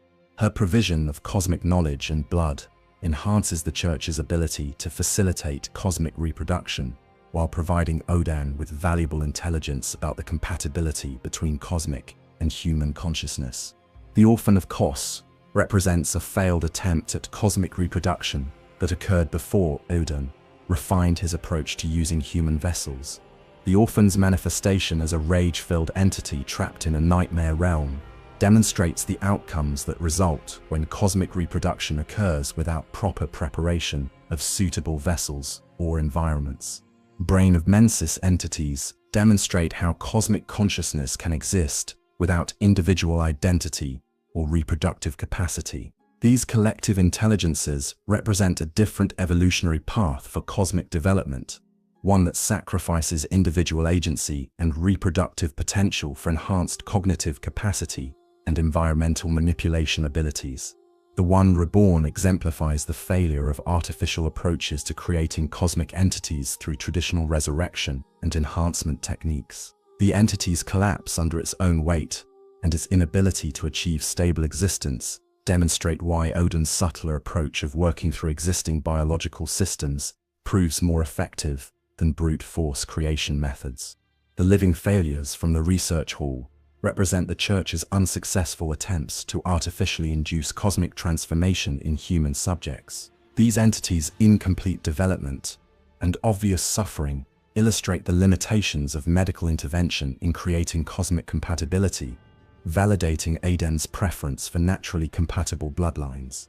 Formless Oedon's position within this hierarchy stems not from greater power or more advanced cosmic development, but from his unique approach to the fundamental challenge that all Great Ones face. While other cosmic entities struggle with the physical and metaphysical constraints that prevent successful reproduction, Oedon has developed strategies that work within rather than against the limitations imposed by cosmic existence. The competition between Great Ones for access to suitable surrogate children creates a complex political landscape where Oedon's advantages become apparent. His ability to work through human institutions, influence multiple candidates simultaneously, and maintain plausible deniability about his involvement gives him significant advantages over more obviously supernatural entities. The cosmic economy that governs Great One interactions operates according to principles of consciousness exchange and reproductive potential, rather than traditional concepts of power or territory. Oedon's mastery of consciousness manipulation through the blood ecosystem and blood ministration gives him a dominant position in this economy, regardless of his apparent lack of physical presence. The temporal aspects of cosmic hierarchy reveal another dimension of Oedon's advantages. While most Great Ones experience time in ways that limit their ability to coordinate long-term strategies, Oedon's formless nature allows for more flexible temporal perception that enables generation-spanning plans for reproductive success. The geographical distribution of Great One influence throughout Yharnam and its surrounding areas demonstrates how different cosmic entities divide territory and resources. Oedon's omnipresence through the blood system means he has access to resources claimed by other Great Ones while maintaining his own exclusive territories in consciousness and voice. The evolutionary implications of different Great One reproductive strategies suggest that Oedon's approach represents not just tactical superiority, but genuine evolutionary advancement. His formless nature may represent the direction that successful cosmic entities must take to achieve sustainable reproduction in a universe increasingly hostile to traditional cosmic biology. The alliances and conflicts between Great Ones create opportunities that Oedon exploits through his unique position as a formless observer and participant. His ability to work with or against other cosmic entities without revealing his involvement allows him to advance his reproductive goals while maintaining flexibility in cosmic political relationships. The cosmic knowledge possessed by different Great Ones reflects their varying approaches to understanding and solving the reproduction problem. Oedon's knowledge base appears to be the most comprehensive and practically applicable, combining theoretical understanding with successful implementation strategies that other entities lack. The influence networks established by different Great Ones compete for access to the same human populations and resources. Oedon's network, built through the healing church and blood ministration system, proves more extensive and effective than the more specialized networks created by other cosmic entities. The ultimate fate of the cosmic hierarchy depends on which Great One successfully develops sustainable reproductive strategies. Oedon's advantages in this competition suggest that his formless nature and sophisticated approach to human integration may represent the future of cosmic evolution, with other great ones either adapting similar strategies or facing extinction through reproductive failure. Chapter 11. The Pthumerian Connection. The ancient Pthumerian civilization's relationship with Oedon provides crucial context for understanding how the Formless Great One developed his sophisticated approach to cosmic reproduction through human vessels. The evidence scattered throughout the subterranean ruins beneath Yharnam reveals a society that achieved unprecedented levels of cooperation between cosmic entities and human populations, creating the foundation for Oedon's modern reproductive strategy. The Pthumerian queens, particularly Queen Yharnam, represent the pinnacle of human cosmic integration that Oedon seeks to recreate in contemporary subjects. These royal bloodlines possessed genetic and cultural characteristics that made them ideal vessels for cosmic reproduction, combining natural cosmic compatibility with the social and religious structures necessary to support cosmic offspring development. The architectural achievements visible throughout the Pthumerian ruins demonstrate a civilization that operated according to both human and cosmic principles simultaneously. The impossible geometries, space-bending corridors, and rooms that exist in multiple dimensions simultaneously suggest that Pthumerian society achieved integration between cosmic consciousness and human engineering that exceeded anything attempted in modern Yharnam. The prevalence of blood-based rituals and ceremonies throughout Pthumerian culture reveals how thoroughly Oedon's influence permeated ancient human society. The ritual bloodletting chambers, ceremonial blood fonts, and elaborate blood circulation systems found in Pthumerian ruins demonstrate a civilization that understood and actively participated in cosmic consciousness manipulation through blood. The mummified remains of Pthumerian citizens show evidence of extensive cosmic modification that was integrated into normal cultural practices rather than imposed through external force. The elongated skulls, enhanced bone density, and modified circulatory systems visible in Pthumerian remains suggest that cosmic enhancement was a normal part of human development rather than an aberrant transformation. The religious iconography found throughout Pthumerian ruins depicts Oedon not as an alien entity to be feared or worshipped from a distance, but as an integral part of human society and reproduction. The carvings and sculptures that show formless presences integrated with human figures suggest that Oedon's involvement in human reproduction was openly acknowledged and culturally celebrated. The advanced medical and biological knowledge demonstrated by Pthumerian artifacts reveals a society that possessed sophisticated understanding of cosmic reproduction techniques. The surgical instruments, biological monitoring devices, and reproductive enhancement tools found in Pthumerian medical chambers demonstrate capabilities that exceed those of modern healing church researchers. The fate of Pthumerian civilization provides important insights into the long-term consequences of extensive human cosmic integration.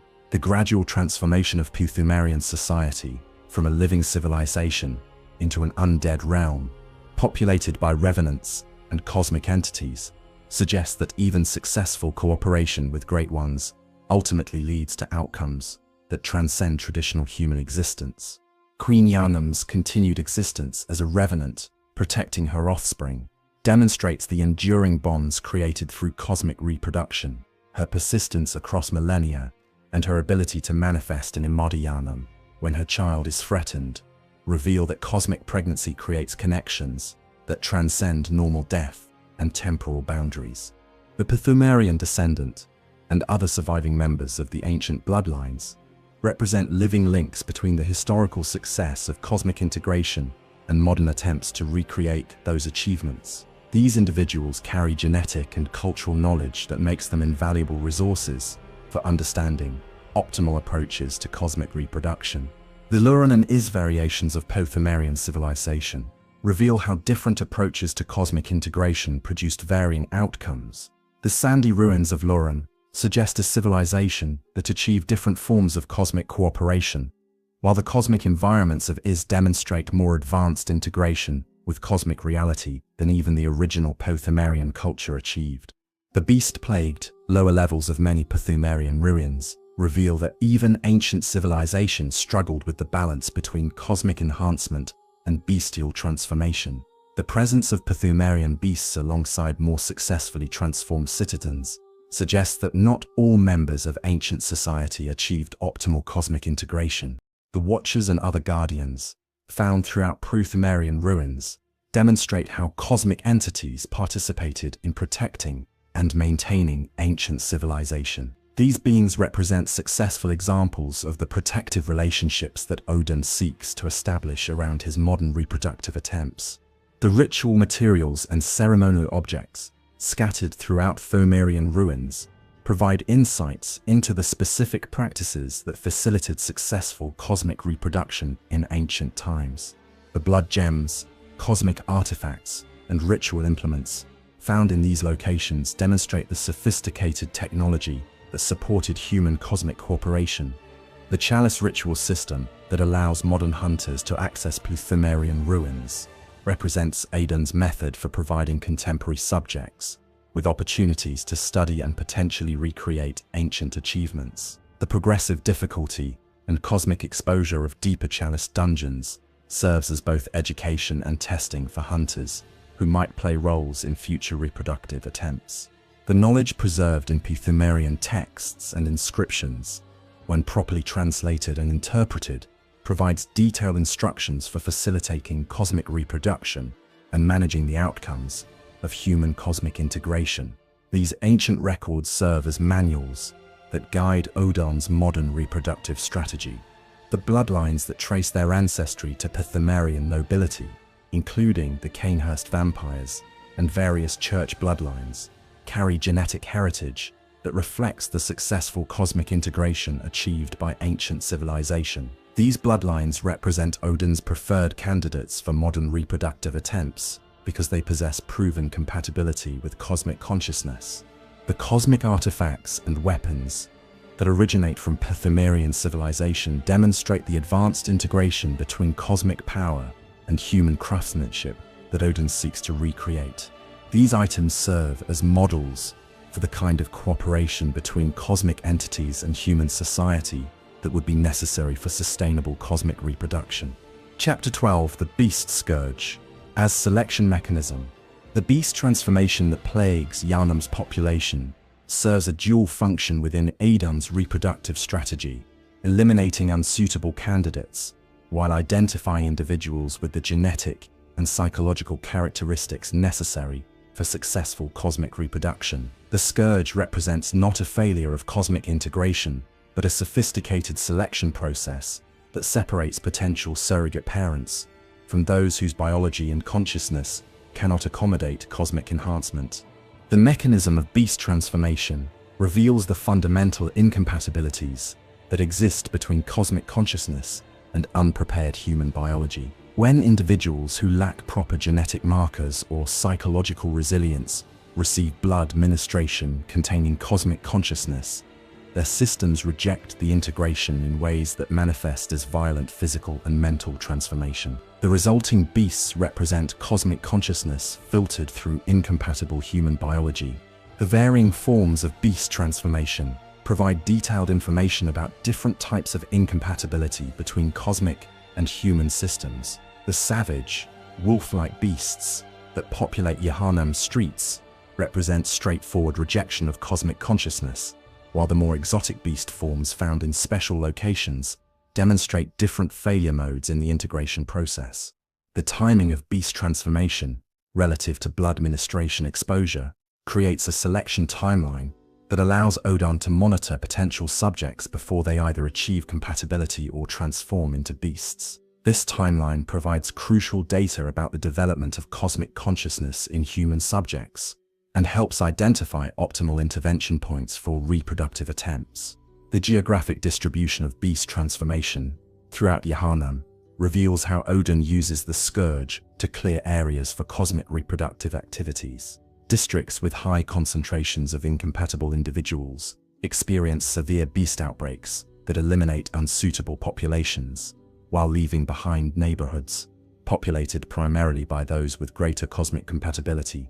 The social responses to beast transformation demonstrate how the scourge shapes human behavior in ways that support Oedon's reproductive strategy. The fear and isolation created by beast attacks encourage citizens to seek healing and protection from the church, increasing their exposure to blood ministration and cosmic influence, while making them more dependent on cosmic-aligned institutions. The hunter response to the beast scourge serves multiple functions within Oedon's broader strategy. Hunters who demonstrate effectiveness against beast threats prove their resistance to cosmic corruption, marking them as potential protectors for cosmic reproductive attempts. The blood echoes gained from defeating beasts provide hunters with cosmic consciousness in controlled doses that prepare them for roles in cosmic reproduction. The Church's institutional response to the beast scourge reveals the organization's evolution toward explicitly cosmic priorities. Rather than viewing beast transformation as a medical disaster requiring cure or prevention, Church leadership increasingly treats the scourge as a natural and necessary process that separates suitable subjects from unsuitable ones.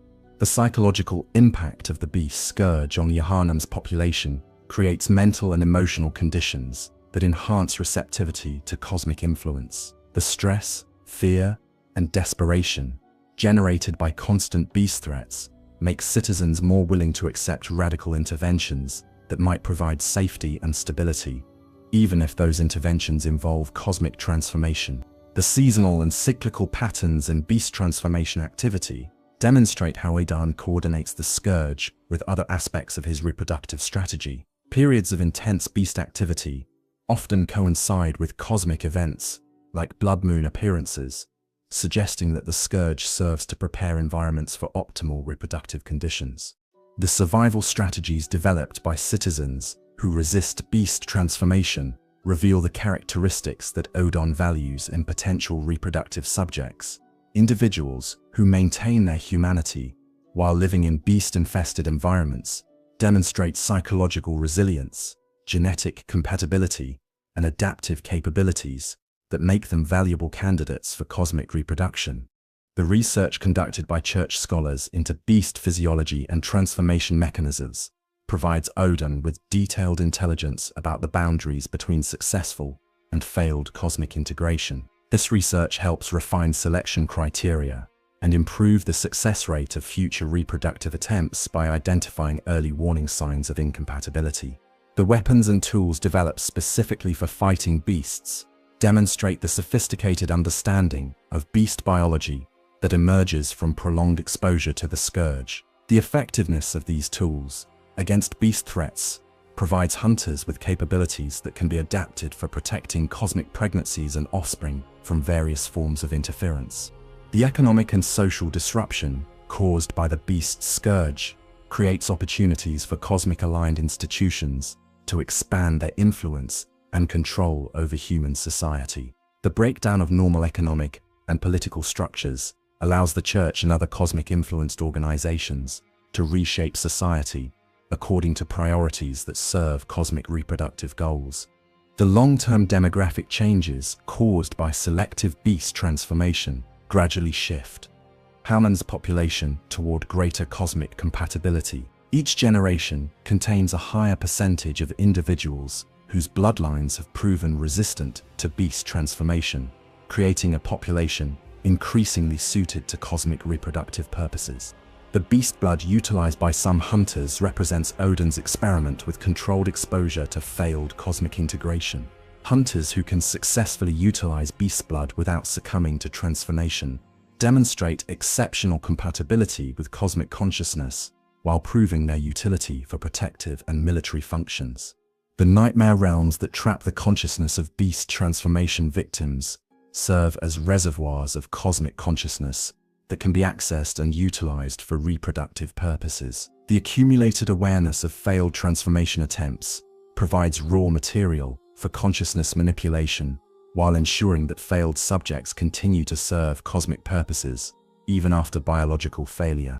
The cultural mythology that develops around beast transformation influences human behavior in ways that support cosmic reproductive strategy. The stories, rituals, and preventive measures that emerge from human responses to the scourge often inadvertently promote behaviors and practices that enhance cosmic compatibility while discouraging those that interfere with cosmic reproduction.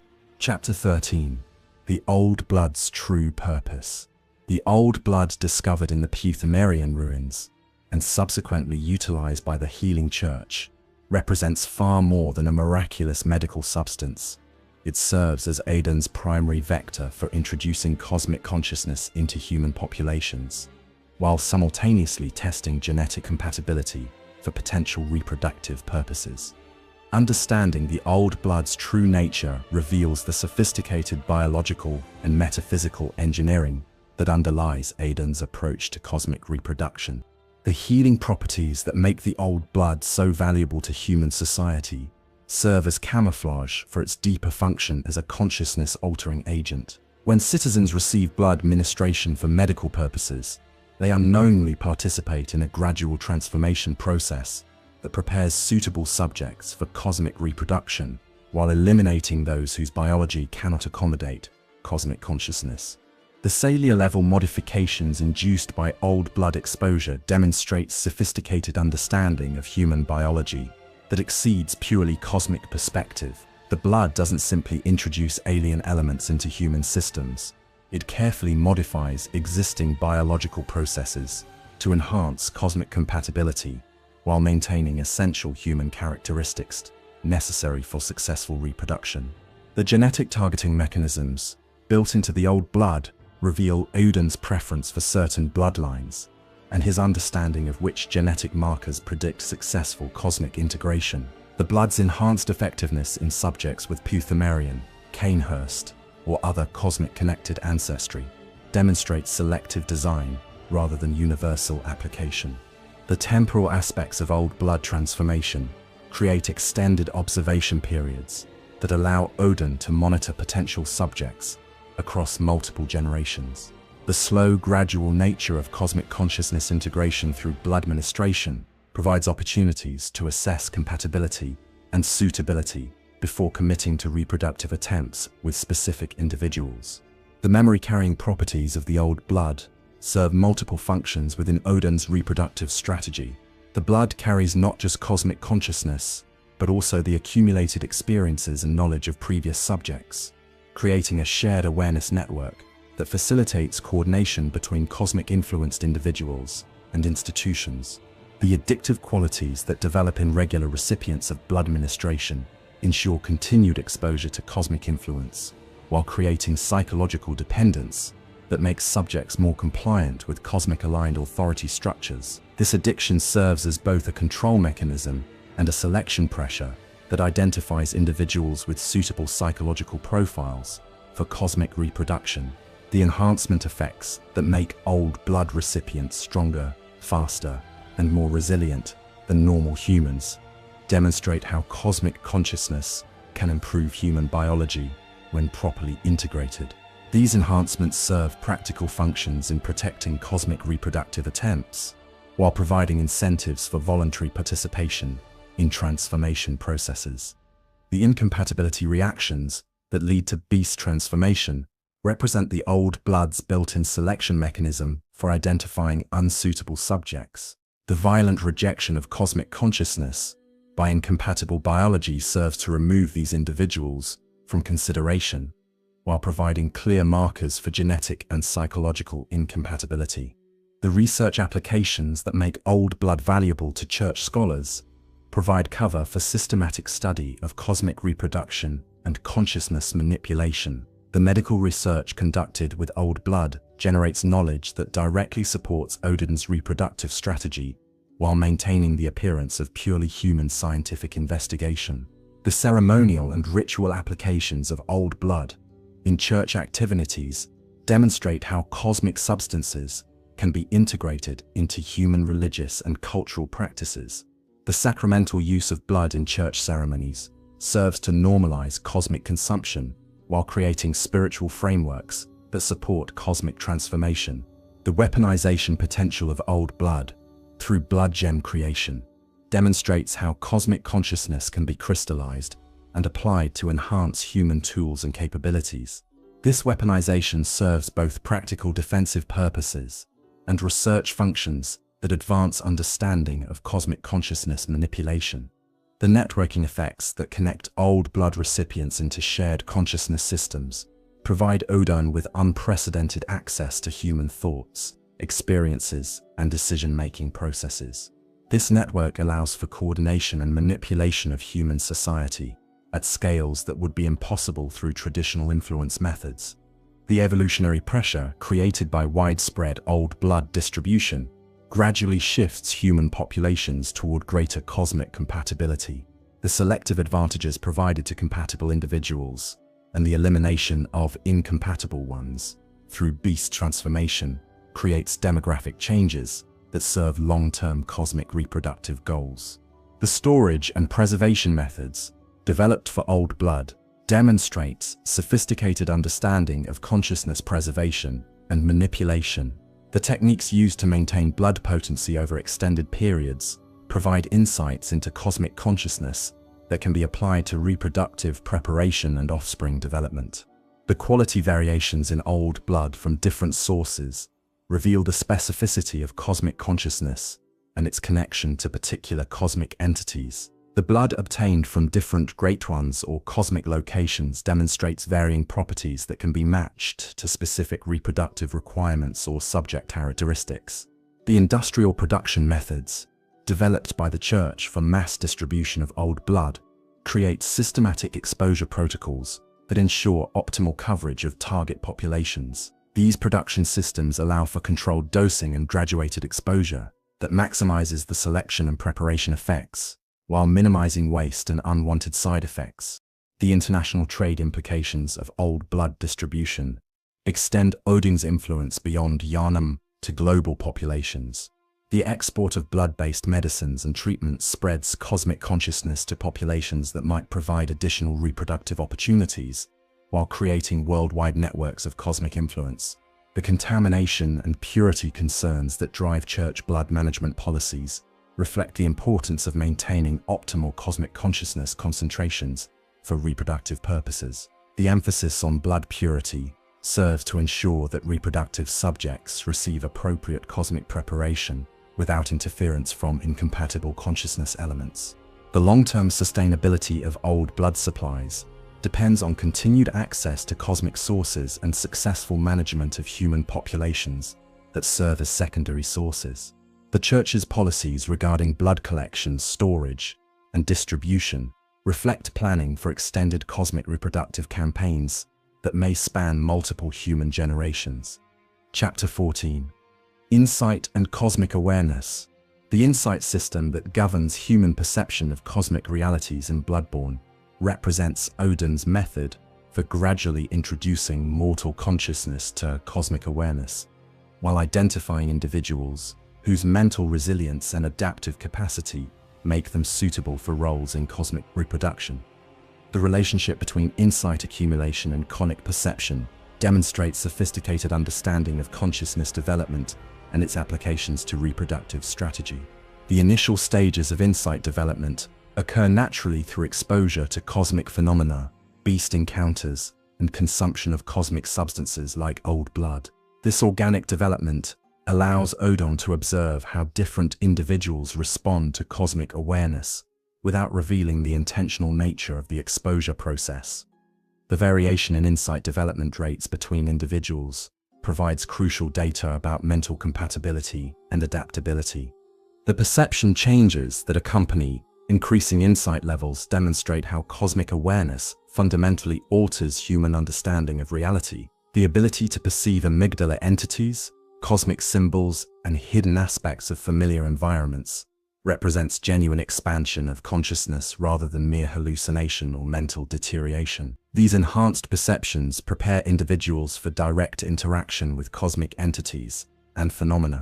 The madness and mental instability that often accompany rapid insight development serve as both warning signs and selection mechanisms within Oedon's reproductive strategy. Individuals whose consciousness cannot accommodate cosmic awareness without psychological breakdown demonstrate unsuitability for reproductive purposes, while those who maintain stability despite cosmic exposure prove their value as potential subjects. The frenzy effects triggered by excessive cosmic exposure reveal the limits of human consciousness and the importance of graduated development in preparing subjects for cosmic reproduction. The violent, uncontrolled behavior that characterizes frenzy represents consciousness overload that can permanently damage or destroy potentially valuable subjects if not properly managed. The social isolation that often results from advanced insight development serves Oedon's purposes by separating cosmic-aware individuals from normal human social structures that might interfere with cosmic reproductive activities. The alienation experienced by high-insight individuals makes them more dependent on cosmic-aligned institutions and more receptive to cosmic guidance and manipulation. The enhanced memory and learning capabilities that accompany controlled insight development demonstrate the beneficial aspects of cosmic awareness that encourage voluntary participation in transformation processes. The ability to rapidly acquire new skills, understand complex concepts, and retain vast amounts of information provides practical advantages that offset the psychological challenges of cosmic awareness. The prophecy and precognition abilities that emerge at higher insight levels reflect the temporal flexibility that characterizes cosmic consciousness. Individuals who develop these capabilities become valuable assets for anticipating and preventing threats to cosmic reproductive attempts, while providing intelligence about potential obstacles and opportunities.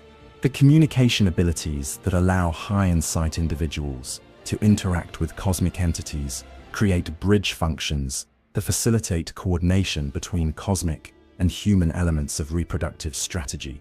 These individuals serve as translators and intermediaries who can relay information and instructions between cosmic entities and human populations. The physical changes that sometimes accompany extreme insight development demonstrate how cosmic awareness can alter human biology in ways that enhance reproductive compatibility. The enlarged skulls, modified nervous systems, and enhanced sensory capabilities visible in some high-insight individuals represent successful adaptation to cosmic consciousness. The research applications of insight development provide church scholars and other investigators with tools for studying cosmic phenomena and reproductive processes. The enhanced perception and understanding capabilities of high-insight researchers enable studies and experiments that would be impossible using normal human consciousness. The military applications of insight-enhanced individuals create valuable protective resources for cosmic reproductive attempts. The enhanced situational awareness, threat detection, and strategic thinking capabilities of high-insight hunters and guards provide security for vulnerable cosmic pregnancies and offspring. The artistic and creative expressions produced by insight-enhanced individuals often contain cosmic symbolism and imagery that serves educational and cultural functions within Oedon's broader strategy. These works help normalize cosmic concepts and prepare broader populations for eventual cosmic integration, while providing emotional and spiritual frameworks for understanding cosmic reproduction. The teaching and mentoring capabilities of experienced high-insight individuals create systems for controlled insight development in carefully selected subjects. These teachers can guide newer subjects through the insight development process, while monitoring their progress and suitability for various cosmic functions. The leadership potential demonstrated by individuals who successfully navigate insight development makes them valuable for managing human populations and institutions that serve cosmic reproductive purposes. Their enhanced understanding of both human and cosmic perspectives allows them to effectively coordinate complex operations that involve both types of consciousness. The networking effects that connect high-insight individuals into shared awareness systems provide Oedon with sophisticated intelligence and coordination capabilities.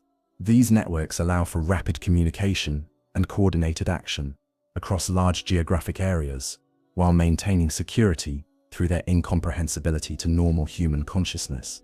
The long-term sustainability of insight development depends on maintaining balance between cosmic awareness and human functionality. Individuals who develop too much insight too quickly often lose their usefulness for reproductive purposes, while those who develop too slowly may fail to achieve the cosmic awareness necessary for advanced functions. The inheritance patterns of insight susceptibility demonstrate genetic components that influence cosmic compatibility and reproductive potential. Children born to high insight parents often display enhanced cosmic awareness from early ages, suggesting that successful cosmic integration creates heritable traits that improve future reproductive success. The cultural and religious frameworks that develop around insight and cosmic awareness create social structures that support and normalize cosmic integration while providing meaning and purpose for individuals undergoing transformation. These frameworks help manage the psychological challenges of cosmic awareness while encouraging continued participation in cosmic reproductive activities.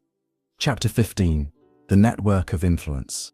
Oedon's formless nature allows him to establish and maintain influence networks that extend throughout Yharnam's society and beyond, creating a web of interconnected individuals and institutions that advance his reproductive goals, while maintaining plausible deniability about cosmic manipulation. Understanding this network reveals the scope and sophistication of the Formless Great One's approach to achieving surrogate parenthood through human cooperation.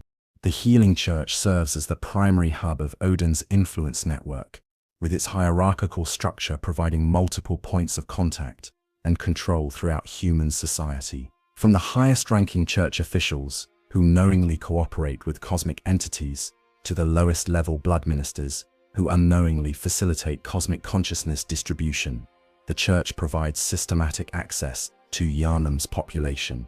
The workshop and its associated hunters create a military and intelligence arm of Oedon's network that can gather information, eliminate threats, and protect cosmic reproductive attempts while maintaining the appearance of serving human interests. The hunters' exposure to cosmic consciousness through blood, echoes, and cosmic encounters makes them valuable assets for cosmic purposes, while their human origins provide legitimacy and access to human society.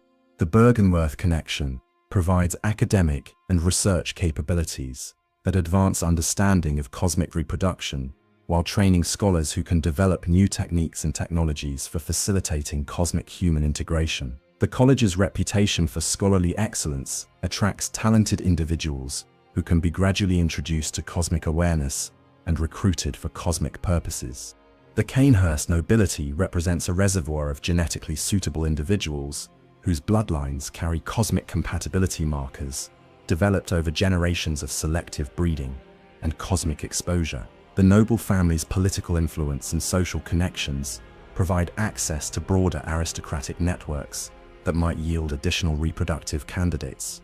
The merchant and artisan networks that support Yharnam's economy create opportunities for distributing cosmic substances and monitoring population health and development. The blood trade, weapon crafting, and other economic activities that depend on cosmic materials provide cover for systematic observation and manipulation of human populations. The underground networks that connect various criminal and marginal elements of society provide access to populations that might otherwise escape church influence, while creating opportunities for discreet cosmic experimentation without official oversight. These networks allow for more direct and aggressive cosmic intervention when necessary. The international connections that link Yharnam to other cities and regions extend Oedon's influence beyond local boundaries, while providing access to diverse genetic pools that might yield superior reproductive candidates. The trade relationships and diplomatic contacts maintained by Yharnam's institutions create pathways for cosmic influence to spread globally. The generational networks that connect parents to children and families to their descendants create long-term influence systems that allow Oedon to monitor and guide bloodline development across multiple human generations. The patience required for cosmic reproduction makes these generational connections crucial for achieving optimal reproductive outcomes. The professional networks that connect doctors, researchers, craftsmen, and other specialists create systems for coordinating complex operations that require diverse skills and knowledge. The cosmic reproductive process benefits from medical expertise, technical capability, and specialized knowledge that can only be obtained through cooperation between multiple professional groups. The religious and cultural networks that transmit beliefs, practices, and traditions throughout human society, provide mechanisms for introducing cosmic concepts and normalizing cosmic integration while maintaining cultural legitimacy. The gradual modification of human religious and cultural practices creates acceptance for cosmic transformation without triggering resistance. The information networks that circulate news, gossip, and knowledge throughout society allow Oedon to monitor human responses to cosmic activities while managing public perception of cosmic events. The control of information flow helps prevent panic and resistance while encouraging acceptance of cosmic integration. The supply networks that distribute goods, services, and resources throughout society provide opportunities for introducing cosmic substances and monitoring their effects on human populations. The integration of cosmic materials into normal economic activities creates widespread exposure while maintaining the appearance of routine commerce. The surveillance networks that monitor individual behavior and social trends provide detailed intelligence about population responses to cosmic influence, while identifying individuals who demonstrate exceptional compatibility or resistance. This surveillance capability allows for fine-tuned manipulation of social conditions to optimize reproductive outcomes. The coordination networks that link different elements of Oedon's influence system allow for synchronized activities across multiple domains simultaneously. The ability to coordinate church activities, hunter operations, academic research, and economic manipulation creates opportunities for complex strategies that exceed what any single institutional approach could achieve. The feedback networks that report results and outcomes from various cosmic activities provide Oedon with the information necessary to refine and improve his reproductive strategy over time. The systematic collection and analysis of data from cosmic reproductive attempts allows for continuous optimization of techniques and selection criteria. The security networks that protect cosmic assets and activities from interference create defensive capabilities that can eliminate threats while maintaining operational security. The protection of cosmic pregnancies, offspring, and research requires sophisticated security measures that can respond to both mundane and cosmic threats. The recruitment networks that identify and develop new participants for cosmic activities ensure the continued expansion and evolution of Oedon's influence system. The systematic identification of individuals with cosmic potential allows for ongoing enhancement of network capabilities and reach. The backup networks that provide redundancy and alternative pathways for cosmic activities create resilience against disruption and failure. The complex, interconnected nature of Oedon's influence system means that damage to any single element can be compensated by other network components, ensuring continued progress toward reproductive goals. The evolution networks that adapt cosmic influence systems to changing conditions and opportunities allow for continuous improvement and expansion of cosmic capabilities. The flexibility to modify network structure and function in response to new information and changing circumstances ensures that Oedon's reproductive strategy remains effective despite environmental and social changes. Chapter 16. Ritual and Ceremony. The elaborate ritual systems that permeate Yharnam's religious and cultural life serve as both camouflage and amplification for Oedon's cosmic reproductive activities, creating ceremonial frameworks that normalize cosmic intervention while enhancing the effectiveness of cosmic consciousness manipulation. Understanding these ritual systems reveals how the Formless Great One integrates his reproductive strategy with human spiritual and cultural needs. The blood ministration ceremonies, conducted by the Healing Church, provide the most obvious example of how ritual frameworks facilitate cosmic reproduction while serving apparent human purposes. The religious language, ceremonial procedures, and spiritual symbolism surrounding blood ministration create acceptance for cosmic consciousness introduction while providing psychological preparation for cosmic transformation. The chalice rituals that allow access to Pythagorean ruins serve multiple functions within Oedon's broader strategy, providing education about successful cosmic integration while testing participants' suitability for cosmic reproduction. The progressive difficulty and cosmic exposure of Chalice Dungeon exploration creates systematic preparation for roles in cosmic reproductive activities. The Hunter initiation ceremonies that mark entry into the workshop service establish psychological frameworks for accepting cosmic influence while creating loyalty bonds that ensure continued cooperation with cosmic-aligned institutions. The ritual elements of Hunter training prepare participants for the cosmic consciousness exposure they will encounter through blood echoes and cosmic combat. The church hierarchy advancement rituals that mark promotion within the healing organization serve as selection and preparation mechanisms for identifying individuals suitable for advanced cosmic functions. The ceremonial aspects of rank advancement create psychological preparation for increasing cosmic responsibility while maintaining institutional legitimacy and order. The seasonal and cyclical ceremonies that mark important periods in Yharnam's calendar often correspond to optimal conditions for cosmic reproductive activities, providing cover for cosmic interventions while creating community participation in cosmic preparation. The timing of these ceremonies reflect understanding of cosmic cycles and their relationship to reproductive success. The funeral and memorial rituals that mark human death and transformation provide opportunities for harvesting consciousness and preparing it for cosmic applications. The ceremonial handling of death creates frameworks for accepting consciousness transfer and transformation while maintaining cultural continuity and emotional support for survivors.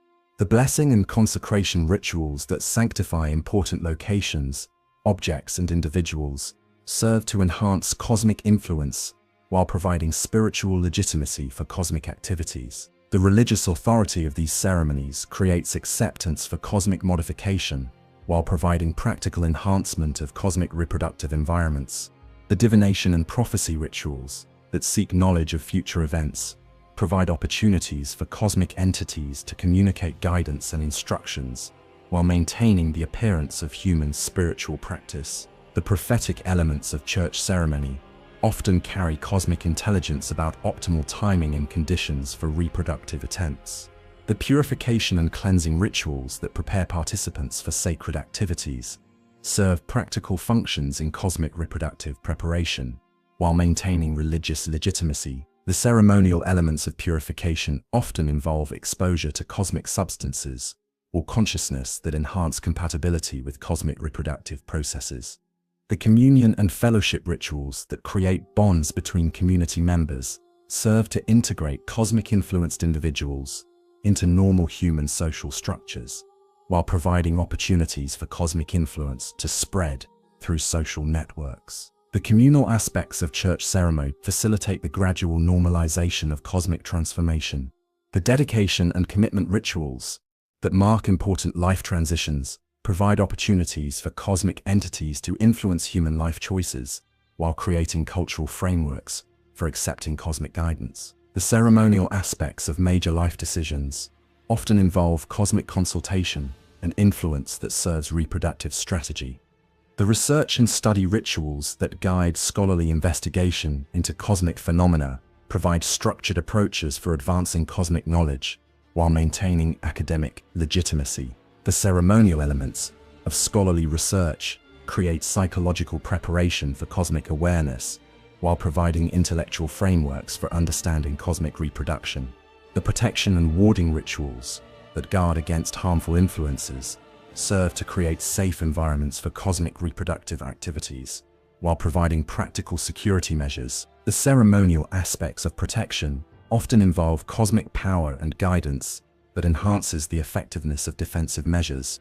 The artistic and creative rituals that produce cultural works serve to spread cosmic symbolism and concepts while providing emotional and spiritual outlets for cosmic-influenced individuals. The ceremonial aspects of artistic creation often involve cosmic inspiration and guidance that serves educational and propaganda functions. The healing and restoration rituals that address physical and spiritual ailments provide opportunities for cosmic intervention while maintaining medical and religious legitimacy. The ceremonial elements of healing often involve cosmic consciousness manipulation that serves both therapeutic and preparatory functions for cosmic reproduction. The construction and crafting rituals that create important buildings, tools, and artifacts provide opportunities for integrating cosmic elements into human technology while maintaining practical functionality. The ceremonial aspects of construction often involve cosmic knowledge and materials that enhance the effectiveness of human infrastructure. The trade and commerce rituals that govern economic activities provide opportunities for distributing cosmic substances and monitoring population responses while maintaining economic legitimacy. The ceremonial elements of trade often involve cosmic materials and knowledge that serve both commercial and strategic functions. The judicial and legal rituals that resolve disputes and maintain order provide opportunities for cosmic-influenced authority figures to shape human behavior while maintaining social stability. The ceremonial aspects of justice often involve cosmic wisdom and guidance that serves both legal and strategic functions. The military and defensive rituals that prepare for conflict and protect communities provide opportunities for cosmic enhancement of human combat capabilities while maintaining practical security functions. The ceremonial elements of military preparation often involve cosmic knowledge and power that enhances the effectiveness of defensive measures. Chapter 17. The future of cosmic reproduction.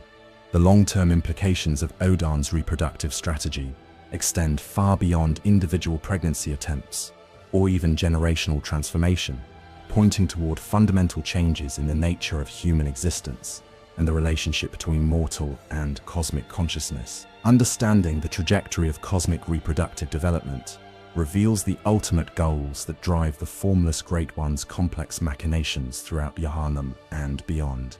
The genetic modifications introduced through generations of blood, ministration, and cosmic exposure create cumulative changes in human biology that gradually shift entire populations toward greater cosmic compatibility. Each generation, born to cosmic-influenced parents, demonstrates enhanced ability to integrate cosmic consciousness while maintaining essential human characteristics necessary for successful reproduction and child-rearing. The cultural evolution that occurs as human society adapts to cosmic influence creates new frameworks for understanding existence, purpose, and reproduction that incorporate cosmic perspectives while maintaining human social structures. The gradual transformation of human culture allows for acceptance of cosmic reproductive activities while preserving the stability and continuity necessary for long-term cosmic integration. The technological developments that emerge from human cosmic cooperation create tools and techniques that facilitate cosmic reproduction while advancing human capabilities in areas that serve both cosmic and human interests. The fusion of cosmic knowledge with human engineering and creativity produces innovations that benefit both types of consciousness.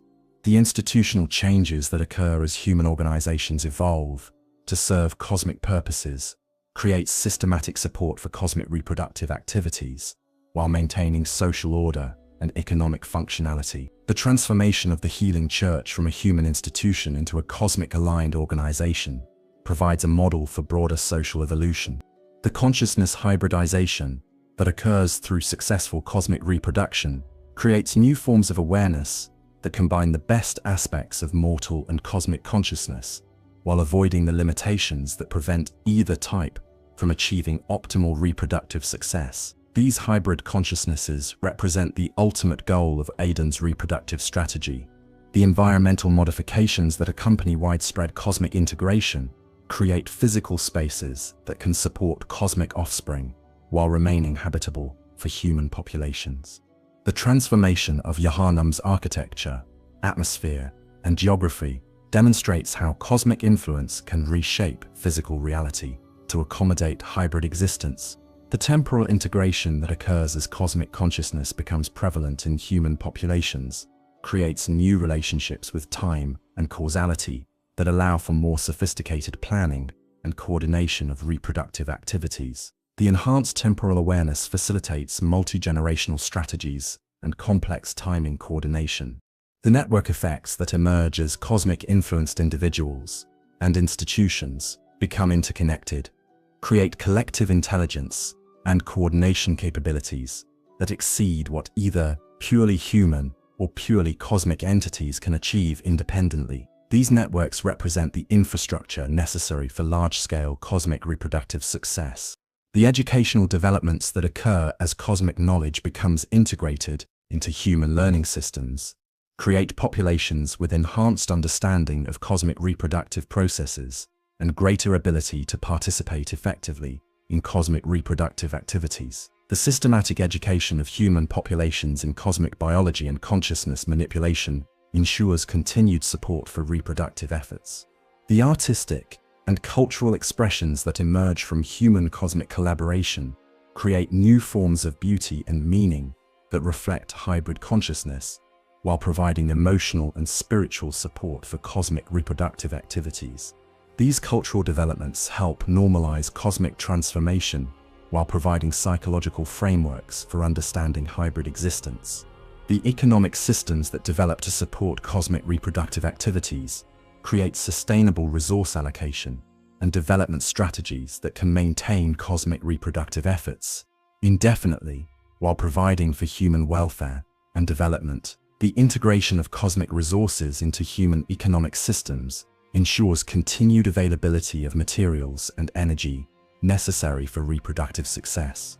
The defense and security systems that emerge to protect cosmic reproductive activities create capabilities for responding to threats from incompatible human populations, rival cosmic entities, and environmental challenges that might interfere with reproductive success. These security measures ensure the protection of cosmic offspring and the continuation of reproductive efforts. The research and development programs that emerge from human cosmic cooperation create systematic approaches for improving cosmic reproductive techniques, while advancing understanding of consciousness, biology, and the fundamental nature of existence. These research efforts ensure continued refinement and optimization of reproductive strategies. The global expansion that occurs as cosmic reproductive success in Yharnam provides models and resources for extending cosmic influence to other human populations, creates worldwide networks of cosmic influence societies that can support large-scale reproductive efforts. The spread of cosmic influence beyond Yharnam ensures the long-term sustainability of cosmic reproductive activities. The evolutionary pressure that results from selective cosmic reproduction gradually shifts human populations toward greater cosmic compatibility, while maintaining essential human characteristics that make them valuable as reproductive partners and child-rearing collaborators. This evolutionary guidance ensures continued improvement in cosmic reproductive success rates. The philosophical and spiritual developments that emerge from human exposure to cosmic consciousness create new understandings of existence, purpose, and meaning that support cosmic reproductive activities while providing fulfillment and satisfaction for human participants. These philosophical frameworks help maintain human cooperation and participation in cosmic reproductive efforts.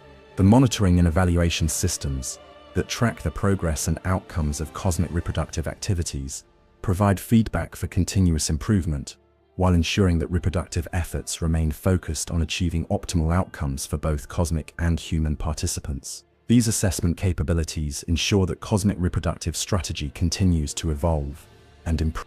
The legacy planning that ensures the continuation of cosmic reproductive efforts across multiple generations and changing circumstances creates institutional and cultural permanence that can sustain cosmic reproductive activities indefinitely. The establishment of permanent support systems ensures that cosmic reproductive success becomes a sustained and ongoing achievement rather than a temporary accomplishment.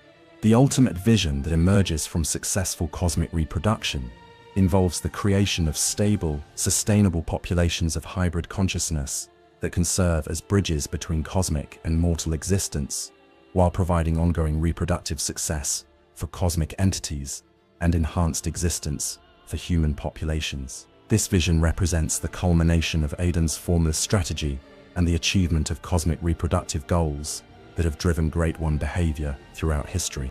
Chapter 18. The Hunter's Role in Cosmic Design. The hunters who traverse Yharnam's bloody streets and delve into its nightmare realms serve functions far more complex than simple beast elimination or treasure seeking.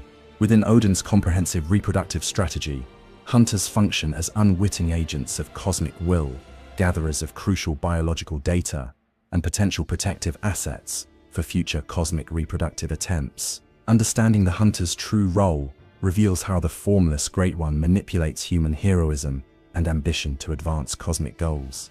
The initial recruitment of hunters, through the hunter's dream, creates systematic exposure to cosmic consciousness while maintaining the psychological framework of heroic purpose that ensures continued cooperation. The dream realm serves as both training ground and observation facility where cosmic entities can monitor hunter development and assess their suitability for various cosmic functions. The beast hunting activities that consume most hunter effort serve multiple data-gathering functions that inform Oedon's understanding of human cosmic compatibility and transformation processes. Each beast encounter provides information about failed cosmic integration, while testing the hunter's resistance to similar failure modes. The variety of beast types encountered reveals different pathways of cosmic rejection and incompatibility.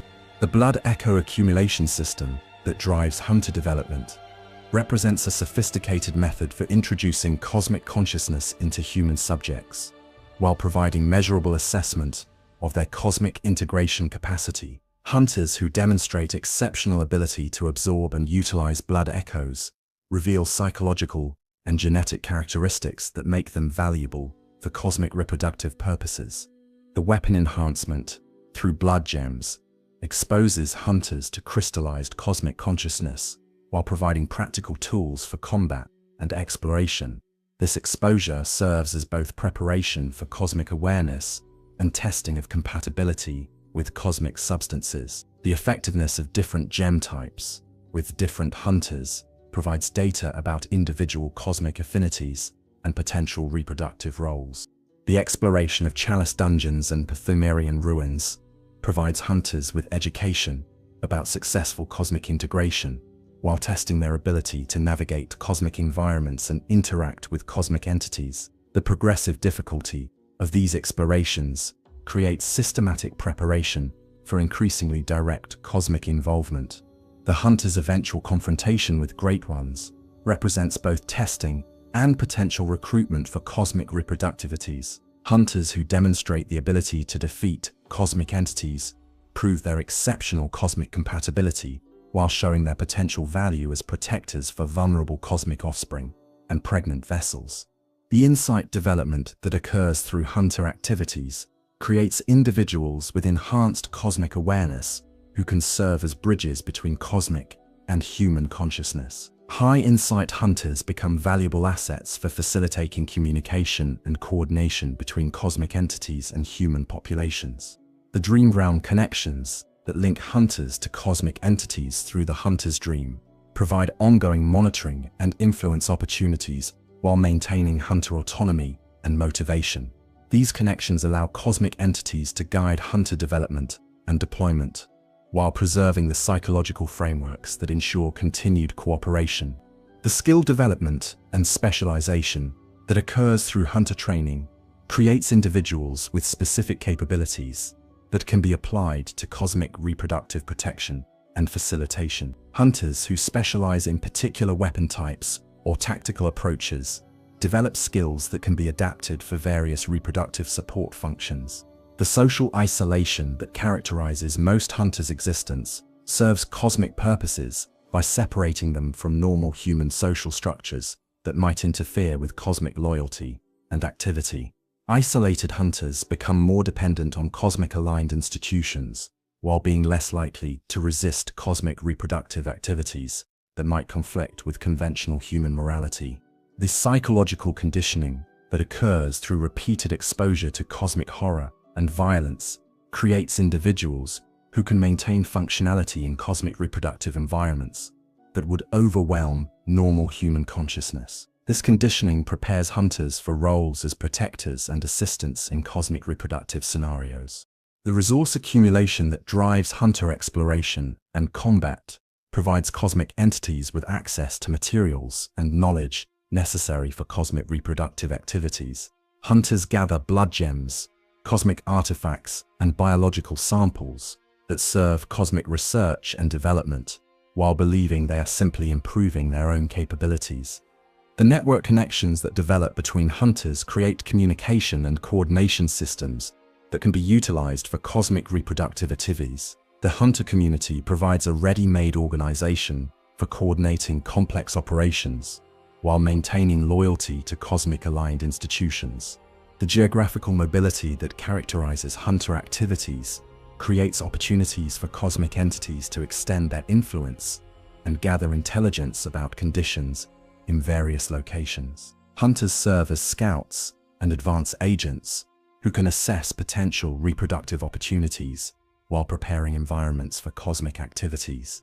The combat effectiveness that hunters develop through their activities creates military assets that can protect cosmic reproductive attempts from interference by incompatible human populations or rival cosmic entities. The hunter's proven ability to eliminate threats makes them valuable defenders for vulnerable cosmic pregnancies and offspring. The knowledge acquisition that occurs through hunter education and experience creates individuals with understanding of cosmic biology, consciousness manipulation, and reproductive processes that can be applied to improve cosmic reproductive success. Educated hunters become valuable consultants and assistants for complex reproductive operations. The loyalty bonds that develop between hunters and cosmic-aligned institutions ensure continued cooperation in cosmic reproductive activities, while providing psychological frameworks for accepting cosmic guidance and direction. These loyalty structures create reliable human agents who will prioritize cosmic interests over conventional human concerns. The transformation potential that some hunters demonstrate through extreme cosmic exposure creates opportunities for developing human cosmic hybrid beings who can serve specialized functions in cosmic reproductive activities. Hunters who successfully integrate high levels of cosmic consciousness become valuable models for optimal human transformation. The legacy creation that occurs as successful hunters establish reputations and influence creates long-term assets for cosmic reproductive strategy. Renowned hunters can attract and train new generations of cosmic-compatible individuals while providing cultural examples that normalize cosmic cooperation and transformation. Chapter 19. The Blood Moon's Hidden Mechanics. The crimson moon that hangs over Yharnam during periods of cosmic reproductive activity operates according to complex metaphysical principles that reveal the sophisticated engineering underlying Oedon's approach to creating optimal conditions for cosmic pregnancy and offspring development. Understanding these hidden mechanics illuminates the Formless Great One's mastery of consciousness manipulation and reality alteration. The lunar transformation that creates the blood moon's appearance results from accumulated cosmic consciousness in Yharnam's population, reaching critical thresholds that allow for large-scale reality manipulation. The red coloration doesn't represent atmospheric effects or astronomical phenomena, but rather the visible manifestation of Oedon's enhanced presence permeating physical space through collective human consciousness. The temporal distortions that accompany blood moon events create accelerated development conditions that allow cosmic pregnancies to progress from conception to birth within hours rather than months. This time manipulation requires precise coordination of consciousness fields to maintain biological viability while bypassing normal temporal constraints on reproduction and development. The consciousness amplification effects that occur during blood moon periods enhance both cosmic and human awareness while creating optimal conditions for consciousness integration and hybrid offspring development. The amplified awareness allows for more direct communication between cosmic entities and human subjects, while facilitating the consciousness blending necessary for successful cosmic reproduction. The reality permeability that characterizes blood moon environments allows cosmic entities to manifest more directly in physical space, while maintaining the stability necessary for human survival and cosmic reproductive success. This controlled permeability creates windows of opportunity for cosmic intervention while preventing total reality collapse. The selection mechanisms that determine which individuals become pregnant during blood moon events operate according to genetic, psychological, and spiritual criteria that have been refined through generations of observation and experimentation. The pregnancy targeting reflects sophisticated understanding of human biology and cosmic compatibility requirements. The protection protocols that safeguard cosmic pregnancies during blood moon periods create defensive barriers against interference while maintaining the environmental conditions necessary for successful gestation and birth. These protocols demonstrate Oedon's ability to coordinate multiple cosmic and human resources for reproductive protection. The communication networks that operate during blood moon events allow cosmic entities to coordinate complex reproductive activities while providing guidance and support to human participants. The enhanced communication capabilities facilitate real-time adjustment of reproductive conditions based on ongoing assessment of pregnancy development. The resource mobilization that occurs during blood moon periods creates access to cosmic materials and energies necessary for supporting accelerated pregnancy development and offspring survival. The mobilization demonstrates sophisticated logistics capabilities that ensure optimal resource allocation for reproductive success. The environmental modification that accompanies blood moon periods transforms Yharnam's physical spaces to better accommodate cosmic reproductive processes while maintaining habitability for human populations. The architectural changes, atmospheric adjustments, and gravitational alterations create environments optimized for cosmic offspring survival and development. The consciousness synchronization that occurs during blood moon events creates shared awareness between cosmic entities, pregnant vessels, and support personnel that facilitates coordinated reproductive efforts. This synchronization allows for real-time monitoring of pregnancy development while enabling immediate response to complications or threats. The power amplification that characterizes blood moon periods enhances both cosmic abilities and human capabilities while providing the energy necessary for supporting accelerated reproductive processes. The amplified power levels create conditions where cosmic reproduction becomes more viable while providing enhanced protection and support for all participants. The dimensional stability maintenance that operates during blood moon events prevents the reality distortions associated with cosmic activity from creating dangerous instabilities that could threaten reproductive success. This stability control demonstrates sophisticated understanding of the balance between cosmic intervention and physical reality preservation. The aftermath protocols that govern the transition from blood moon conditions back to normal reality create gradual adjustment periods that protect newly born cosmic offspring while allowing human participants to recover from cosmic exposure. These protocols ensure that reproductive success during blood moon periods translates into long-term survival and development for cosmic children. Chapter 20. The Nightmare Realms as Nurseries.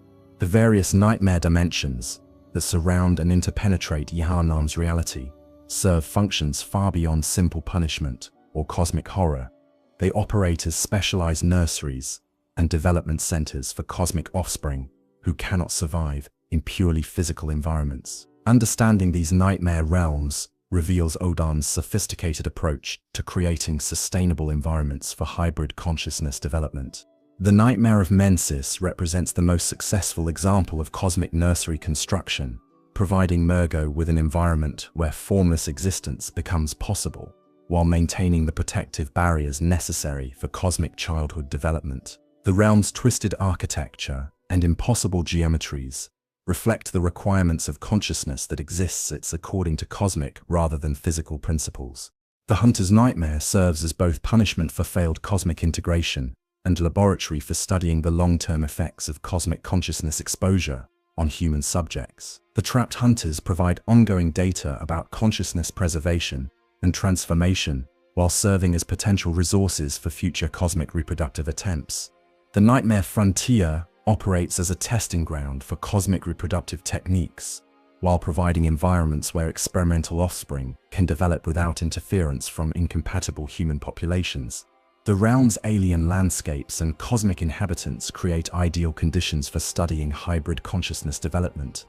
The Fishing Hamlet Nightmare preserves the consciousness and experiences of failed cosmic reproductive attempts, while providing emotional and spiritual support for cosmic entities who have suffered reproductive losses. The realm serves therapeutic functions for cosmic entities while maintaining valuable research data about reproduction failures. The lecture building nightmare functions as an educational facility where human consciousness can be exposed to cosmic knowledge and perspectives without the risk of permanent transformation or death. The controlled exposure environment allows for systematic preparation of human subjects for cosmic reproductive roles.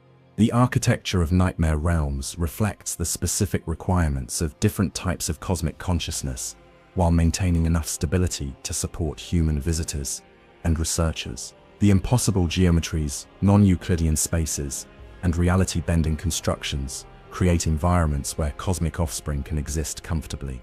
The temporal mechanics that govern nightmare realms allow for extended development periods that give cosmic offspring time to mature and stabilize before attempting integration with physical reality. The flexible time flow creates opportunities for multiple development attempts, while minimizing the resource costs associated with failed reproductive efforts. The consciousness preservation systems that operate within nightmare realms ensure that the awareness and memories of cosmic offspring survive even if their physical or metaphysical forms fail to achieve viability. This preservation creates accumulating resources for future reproductive attempts, while maintaining continuity of cosmic consciousness development. The protective barriers that separate nightmare realms from physical reality prevent interference from incompatible human populations, while creating controlled access points that allow for necessary interaction and support. These barriers demonstrate sophisticated understanding of dimensional engineering and consciousness manipulation. The environmental controls that maintain optimal conditions within nightmare realms create temperature, pressure, and cosmic radiation levels that support cosmic offspring development, while remaining tolerable for human caretakers and researchers. The precise environmental management reflects advanced understanding of cosmic biological requirements. The communication systems that operate within nightmare realms facilitate interaction between cosmic offspring, their cosmic parents, and human support personnel, while maintaining the isolation necessary for optimal development. These communication networks allow for ongoing guidance and care without overwhelming developing cosmic consciousness. The resource allocation mechanisms that distribute cosmic energy and materials throughout nightmare realms ensure that cosmic offspring receive adequate nutrition and support while maintaining the realm's overall stability and functionality. The efficient resource management demonstrates sophisticated cosmic logistics capabilities. The security measures that protect nightmare realms from invasion or disruption create multiple layers of defense against threats while maintaining necessary access for legitimate cosmic reproductive activities. The security systems reflect understanding of both cosmic and human threats to reproductive success. The research facilities that operate within nightmare realms provide opportunities for systematic study of cosmic offspring development, while advancing understanding of consciousness manipulation and hybrid biology. The research capabilities ensure continuous improvement in cosmic reproductive techniques. The therapeutic services that address the psychological and spiritual needs of cosmic offspring create support systems for developing cosmic consciousness, while helping resolve the trauma and confusion associated with hybrid existence. These services reflect understanding of the emotional requirements for successful cosmic development. The educational programs that prepare cosmic offspring for eventual integration with physical reality create systematic development pathways that ensure cosmic children can function effectively in multiple environments. The educational approach reflects long-term planning for cosmic offspring success.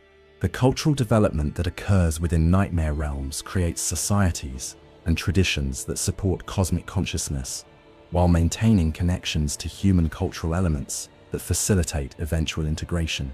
The cultural engineering demonstrates sophisticated understanding of consciousness development requirements. The long-term sustainability planning that governs nightmare realm operation ensures that these cosmic nurseries can continue functioning indefinitely, while adapting to changing requirements and circumstances. The sustainability approach reflects commitment to ongoing cosmic reproductive success across multiple generations. Chapter 21: The Doll's True Purpose. The enigmatic doll, who inhabits the hunter's dream, serves functions far more complex than simple caretaker or level-up mechanism. She operates as a sophisticated monitoring and data collection system that observes hunter development, while serving as a prototype for the maternal consciousness that cosmic offspring require for optimal development. Understanding the doll's true nature reveals Oedon's approach to creating artificial parental consciousness for cosmic children. The doll's apparent servitude to the moon presence masks her deeper function as an intelligence-gathering asset that monitors every hunter interaction, while collecting data about human consciousness development and cosmic compatibility. Her position in the hunter's dream provides access to detailed information about hunter psychology, capabilities, and potential usefulness for cosmic reproductive purposes. The memory preservation capabilities that allow the doll to remember hunters across multiple dream cycles demonstrate sophisticated consciousness manipulation technology that could be applied to preserving cosmic offspring, awareness, and experience. Her ability to maintain continuity of relationship despite reality resets provides models for consciousness preservation in cosmic children. The maternal behaviors that the doll displays toward hunters reflect programming designed to study optimal parental consciousness for cosmic offspring, while providing emotional support that enhances hunter loyalty and cooperation. Her nurturing responses reveal understanding of the psychological requirements for successful parent-child relationships in cosmic contexts. The leveling services that the doll provides create controlled exposure to cosmic consciousness through blood echo processing, while monitoring hunter responses to cosmic awareness enhancement. The systematic approach to consciousness development provides data about optimal enhancement techniques while testing hunter compatibility with cosmic transformation. The emotional responses that the doll demonstrates suggest either sophisticated artificial consciousness or genuine awareness trapped within artificial form. Her apparent capacity for affection, concern, and satisfaction indicates consciousness complexity that would be necessary for providing adequate parental care to cosmic offspring requiring emotional nurturing. The crafting and enhancement services that the doll can provide demonstrate understanding of cosmic materials and consciousness manipulation that extends beyond simple caretaking functions. Her ability to work with cosmic substances and consciousness-infused materials reveals technical capabilities that would be valuable for cosmic reproductive support. The communication abilities that allow the doll to interact with hunters from diverse backgrounds and psychological states demonstrate adaptive consciousness that can adjust to individual needs and characteristics. This adaptability would be crucial for providing appropriate parental care to cosmic offspring with varying developmental requirements. The observational capabilities that the doll employs to monitor hunter behavior and development create detailed databases of human consciousness patterns and responses that inform cosmic reproductive strategy. Her continuous observation provides real-time intelligence about hunter suitability for various cosmic functions. The loyalty programming that ensures the doll's continued service despite changing circumstances demonstrates consciousness control techniques that could be applied to creating reliable parental figures for cosmic offspring. The reliable nature of her service provides models for sustainable cosmic childcare systems. The backup and redundancy systems that preserve the doll's consciousness and functionality across multiple reality states ensure continuity of cosmic intelligence gathering and parental function development. These systems demonstrate understanding of the importance of reliable parental consciousness for cosmic reproductive success. The learning capabilities that allow the doll to adapt her responses based on accumulated experience with hunters create developing consciousness that becomes increasingly effective at providing appropriate care and support. This learning capacity would be essential for parental consciousness that must adapt to cosmic offspring development. The therapeutic functions that the doll provides for hunters, traumatized by cosmic exposure, demonstrate understanding of consciousness healing and restoration that would be necessary for supporting cosmic offspring who suffer developmental trauma. Her healing capabilities provide models for cosmic child psychological support. The network connections that link the doll to other cosmic entities and systems create communication channels that facilitate coordination of cosmic reproductive activities while maintaining her cover function as simple hunter support. These connections reveal her integration into broader cosmic intelligence and support networks. The personality development that occurs in the doll's interactions with hunters suggests either programmed consciousness evolution or genuine consciousness growth that could serve as a model for cosmic offspring consciousness development. Her personality changes provide data about consciousness development patterns in artificial beings. The protective instincts that the doll demonstrates toward hunters reveal programming or genuine consciousness that prioritizes the welfare of those under her care. These protective responses would be essential for parental consciousness, responsible for vulnerable cosmic offspring, requiring constant care and defense. The teaching abilities that the doll employs to guide hunter development demonstrate educational consciousness that could be applied to cosmic offspring education and development. Her teaching methods provide models for effective consciousness development in hybrid beings, requiring both cosmic and human awareness.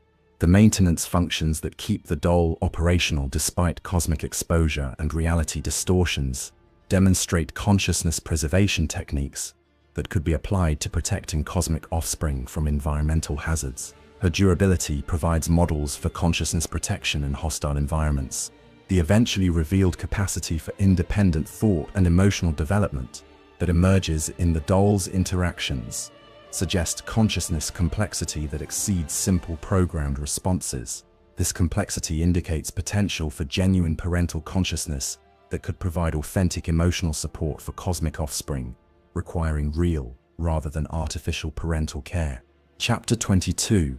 The Transformation Spectrum. The various forms of human transformation visible throughout Yharnam represent not random mutations or simple corruption, but rather a carefully calibrated spectrum of cosmic integration that reveals the range of possible outcomes when human consciousness encounters cosmic awareness. Understanding this transformation spectrum illuminates Oedon's selection criteria and the factors that determine success or failure in cosmic reproductive preparation.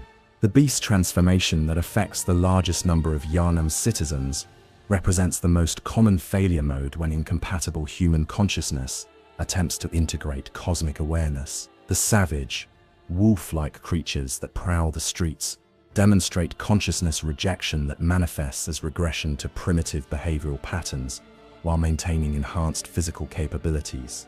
The kin transformation that affects church researchers and scholars represents partially successful cosmic integration that achieves enhanced awareness at the cost of human appearance and social functionality.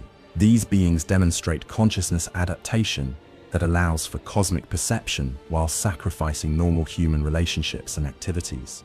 The giant transformation that creates enlarged humanoids throughout various locations represents physical adaptation to cosmic consciousness that maintains human identity while drastically altering bodily form. These beings suggest that cosmic integration can preserve personality and awareness while requiring substantial physical modification to accommodate enhanced consciousness.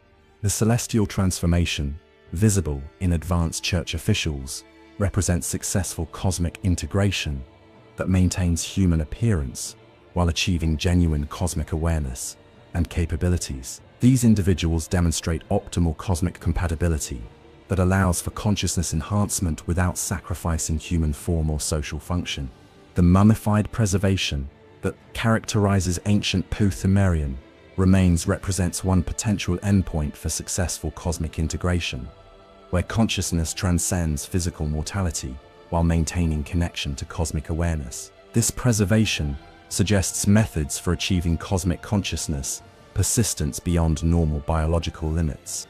The mechanical integration visible in some workshop creations represents artificial approaches to cosmic consciousness enhancement that use technological augmentation to achieve cosmic compatibility. These hybrid beings demonstrate alternative pathways to cosmic integration that don't rely solely on biological adaptation.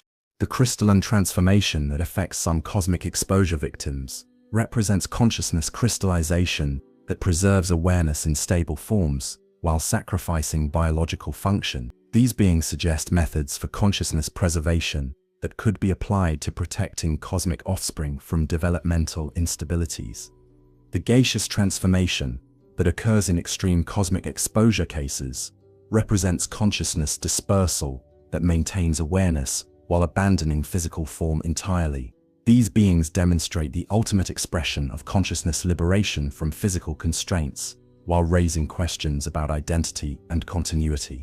The nightmare integration that traps some individuals in dream realms represents consciousness adaptation that achieves cosmic awareness while maintaining human identity through dimensional displacement. These beings suggest methods for cosmic integration that preserve human characteristics while providing cosmic capabilities. The blood transformation that affects some cosmic exposure victims represents consciousness integration through biological fluid manipulation that maintains human form while achieving cosmic capabilities. These beings demonstrate the specific advantages of blood-based cosmic integration that Oedon employs in his reproductive strategy. The sensory enhancement that characterizes successful partial transformation provides cosmic perception capabilities while maintaining human appearance and social function. These individuals demonstrate optimal integration that serves cosmic purposes while preserving human utility and compatibility. The temporal transformation that affects some advanced cosmic subjects provides enhanced time perception and manipulation abilities while maintaining core human consciousness. These beings demonstrate consciousness adaptation that achieves cosmic temporal awareness while preserving human identity in relationships. The telepathic transformation that emerges in high cosmic awareness individuals provides direct consciousness communication capabilities while maintaining human form and function. These beings demonstrate communication enhancement that facilitates cosmic coordination while preserving human social integration. The dimensional transformation that allows some individuals to perceive and interact with multiple reality levels provides cosmic spatial awareness while maintaining physical stability. These beings demonstrate perception enhancement that achieves cosmic environmental awareness while preserving human functionality. The regenerative transformation that provides enhanced healing and recovery capabilities demonstrates biological adaptation to cosmic consciousness that improves human survival while maintaining normal appearance. These adaptations suggest beneficial cosmic integration that enhances rather than diminishes human capabilities. The prophetic transformation that provides future perception capabilities demonstrates consciousness enhancement that achieves cosmic temporal awareness while maintaining human identity. These abilities suggest cosmic integration that expands human consciousness without destroying human characteristics. The artistic transformation that enhances creative and expressive capabilities demonstrates consciousness modification that improves human cultural function while providing cosmic perspective.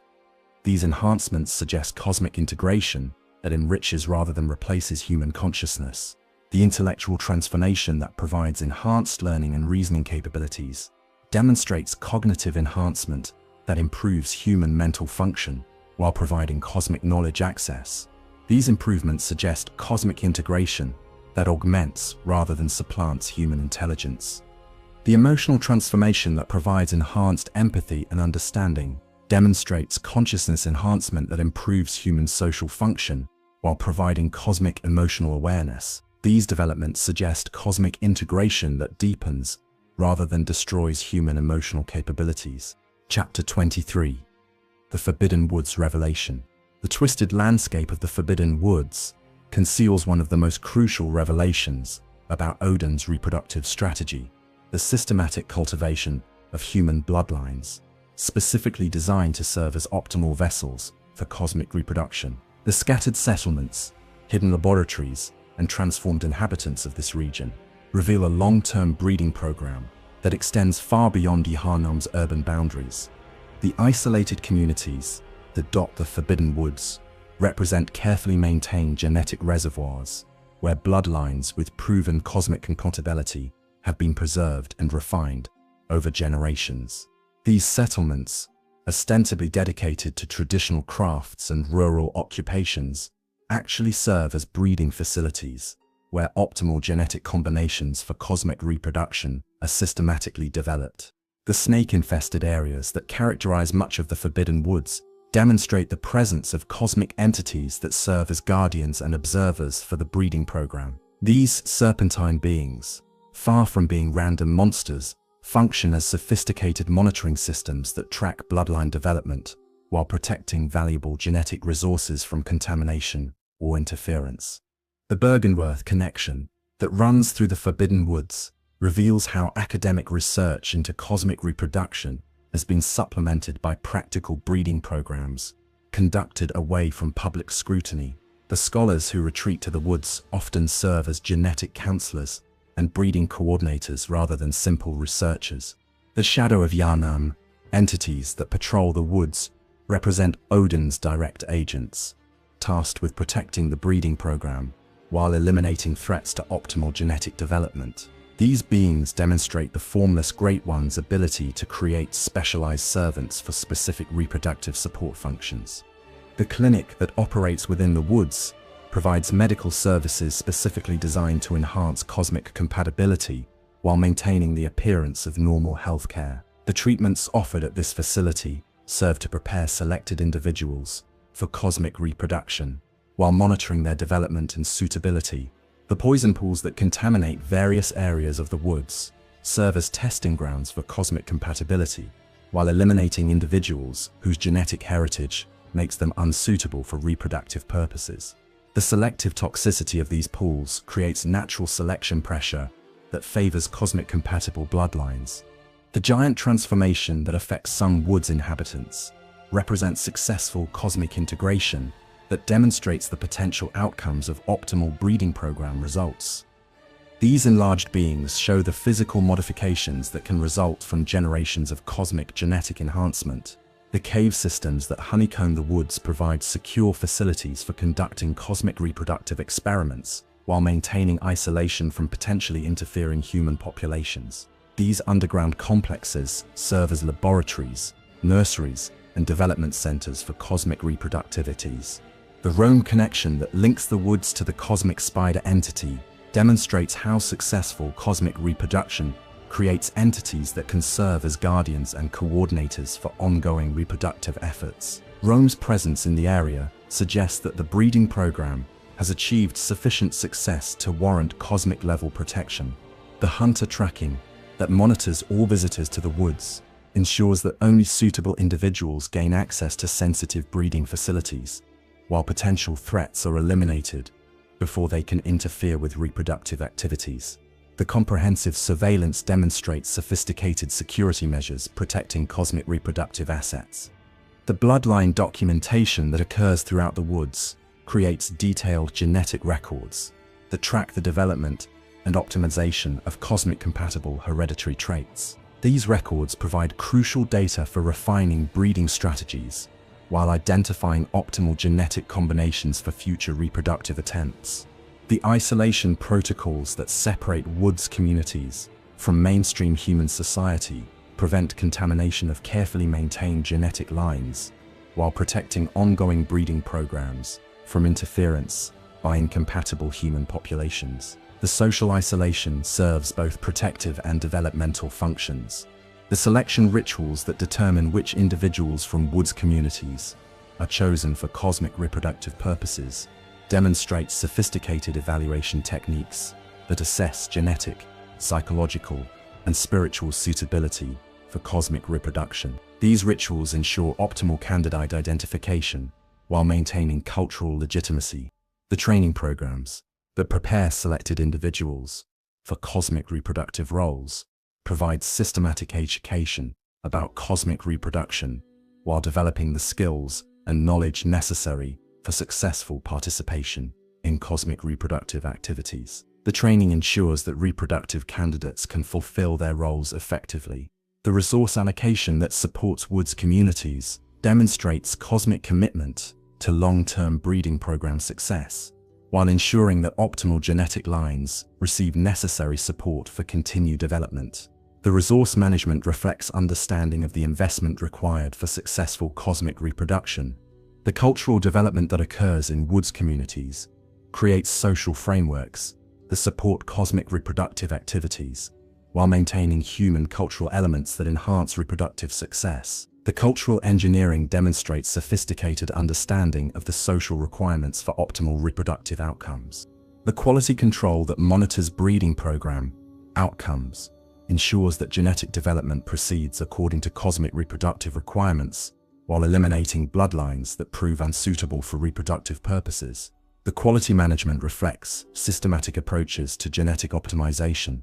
The future planning that guides Wood's breeding program development creates long-term strategies for genetic optimization, while adapting to changing cosmic reproductive requirements and opportunities. The strategic planning ensures continued breeding program relevance and effectiveness across multiple generations. The integration protocols that connect Wood's breeding programs with urban cosmic reproductive activities create coordinated strategies that optimize reproductive success while maintaining operational security and effectiveness. The integration ensures that breeding program outcomes support broader cosmic reproductive goals. Chapter 24. The Cathedral Ward's Hidden Architecture. The imposing religious structures that dominate Yharnam's Cathedral Ward conceal architectural features specifically designed to facilitate cosmic reproductive activities while maintaining the appearance of conventional religious buildings. The hidden passages, secret chambers, and cosmic enhancement features integrated into sacred architecture reveal the depth of church commitment to cosmic reproductive success. The underground complexes that extend beneath the main cathedral create vast networks of chambers and corridors designed for conducting cosmic reproductive experiments while maintaining isolation from public scrutiny. These subterranean facilities provide optimal environments for cosmic pregnancy development and offspring care. The acoustic engineering that characterizes cathedral construction creates sound patterns and resonances that enhance cosmic consciousness while facilitating communication with cosmic entities. The architectural acoustics serve both ceremonial and practical functions in cosmic reproductive coordination. The geometric symbolism embedded in cathedral design incorporates cosmic mathematical principles that enhance the effectiveness of cosmic reproductive activities while providing spiritual frameworks for human participants. The sacred geometry reflects understanding of cosmic spatial requirements and consciousness manipulation techniques. The hidden sanctuaries that occupy concealed spaces within cathedral structures provide secure locations for cosmic reproductive activities while maintaining religious legitimacy and cultural acceptance. These secret spaces allow for intensive cosmic work while preserving institutional cover. The blood circulation systems that permeate cathedral architecture create networks for distributing cosmic enhanced blood throughout religious complexes, while providing monitoring capabilities for blood-based cosmic consciousness development. These systems demonstrate sophisticated understanding of blood's role in cosmic reproduction. The consciousness amplification features that enhance awareness and perception within cathedral spaces create optimal environments for cosmic reproductive coordination, while providing enhanced spiritual experiences for religious participants. The amplification technology serves both cosmic and religious functions. The dimensional stability maintenance that operates within cathedral structures prevents cosmic activities from creating dangerous reality distortions, while maintaining the structural integrity necessary for ongoing religious and reproductive functions. The stability control demonstrates sophisticated cosmic engineering. The environmental controls that regulate temperature, humidity, and cosmic radiation within cathedral spaces create optimal conditions for cosmic reproductive activities, while maintaining comfort and safety for human participants. The precise environmental management reflects understanding of cosmic reproductive requirements. The security measures that protect cathedral cosmic facilities create multiple layers of defense against interference, while maintaining the access necessary for legitimate cosmic reproductive activities. The security systems reflect understanding of both human and cosmic threats to reproductive success, The communication networks that connect different areas of cathedral complexes facilitate coordination of cosmic reproductive activities while providing secure channels for cosmic entity communication. The network architecture demonstrates sophisticated understanding of cosmic communication requirements.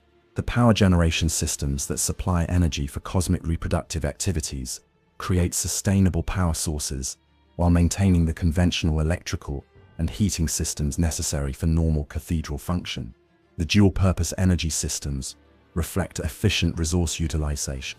The waste management systems that handle byproducts of cosmic reproductive activities create disposal and recycling capabilities while maintaining sanitary conditions and environmental safety. The waste management reflects understanding of cosmic reproductive environmental impact.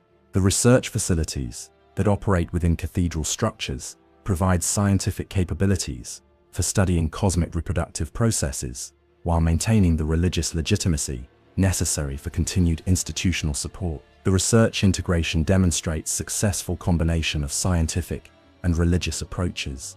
The medical facilities that support cosmic reproductive activities provide healthcare capabilities specifically designed for cosmic pregnancy and offspring care, while maintaining conventional medical services for general church need. The medical specialization reflects understanding of cosmic reproductive healthcare requirements. The training areas that prepare participants for cosmic reproductive roles provide systematic education and skill development, while maintaining the religious education programs necessary for church institutional continuity. The training integration demonstrates comprehensive approach to human resource development. The storage systems that preserve cosmic reproductive materials and equipment create secure preservation capabilities while maintaining the conventional storage necessary for normal church operations. The storage management reflects understanding of cosmic material preservation requirements. The transportation networks that connect cathedral complexes to other cosmic reproductive facilities create secure movement capabilities while maintaining the conventional transportation necessary for normal church activities. The transportation systems demonstrate sophisticated logistics capabilities. The monitoring systems that track cosmic reproductive activities create comprehensive observation capabilities while maintaining the security monitoring necessary for protecting church assets and personnel. The surveillance integration reflects understanding of cosmic reproductive oversight requirements. The emergency protocols that respond to cosmic reproductive complications create crisis management capabilities while maintaining the emergency procedures necessary for conventional church safety and security. The emergency planning demonstrates comprehensive risk management for cosmic reproductive activities. Chapter 25: The Great One's Eternal Cycle. The cosmic reproductive cycle that drives Great One behavior represents an eternal pattern of loss, yearning, and attempted replacement that transcends individual entities and spans cosmic evolution itself. Understanding this cycle reveals why Oedon's approach proves more successful than other cosmic entities, and how his formless nature allows him to break patterns that trap other Great Ones in endless repetition of failure.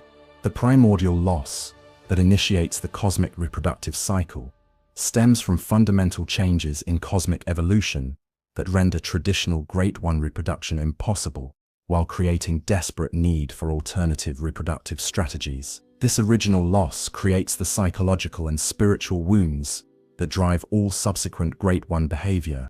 The consciousness expansion that characterizes Great One development creates cosmic awareness that enhances power and knowledge, while simultaneously destroying the intimate connections necessary for successful biological reproduction. The more cosmic an entity becomes, the less capable it becomes of creating and nurturing viable offspring. The temporal displacement that affects advanced cosmic entities creates existence across multiple time streams and dimensional states that prevents the focused presence necessary for reproductive success. Great Ones become so distributed across time and space that they cannot concentrate sufficient attention and energy on individual reproductive attempts.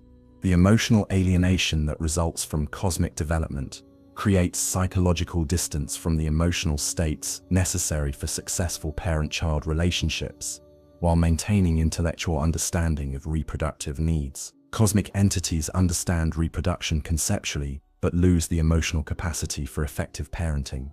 The physical transcendence that characterizes cosmic evolution creates forms and capabilities that exceed biological limitations, while simultaneously destroying compatibility with biological reproductive processes. Great ones become too alien for biological reproduction, while retaining desperate need for offspring and continuity. The surrogate strategy that emerges from cosmic reproductive failure represents attempts to create parent-child relationships through adoption and transformation of suitable mortal beings, rather than direct biological reproduction. This strategy offers potential solutions while creating new forms of trauma and loss when surrogates fail to meet cosmic emotional needs. The selection pressure that drives surrogate candidate evaluation creates increasingly sophisticated criteria for identifying mortal beings capable of serving cosmic reproductive needs, while eliminating those whose limitations make them unsuitable for cosmic relationships. The selection process becomes progressively more refined and demanding.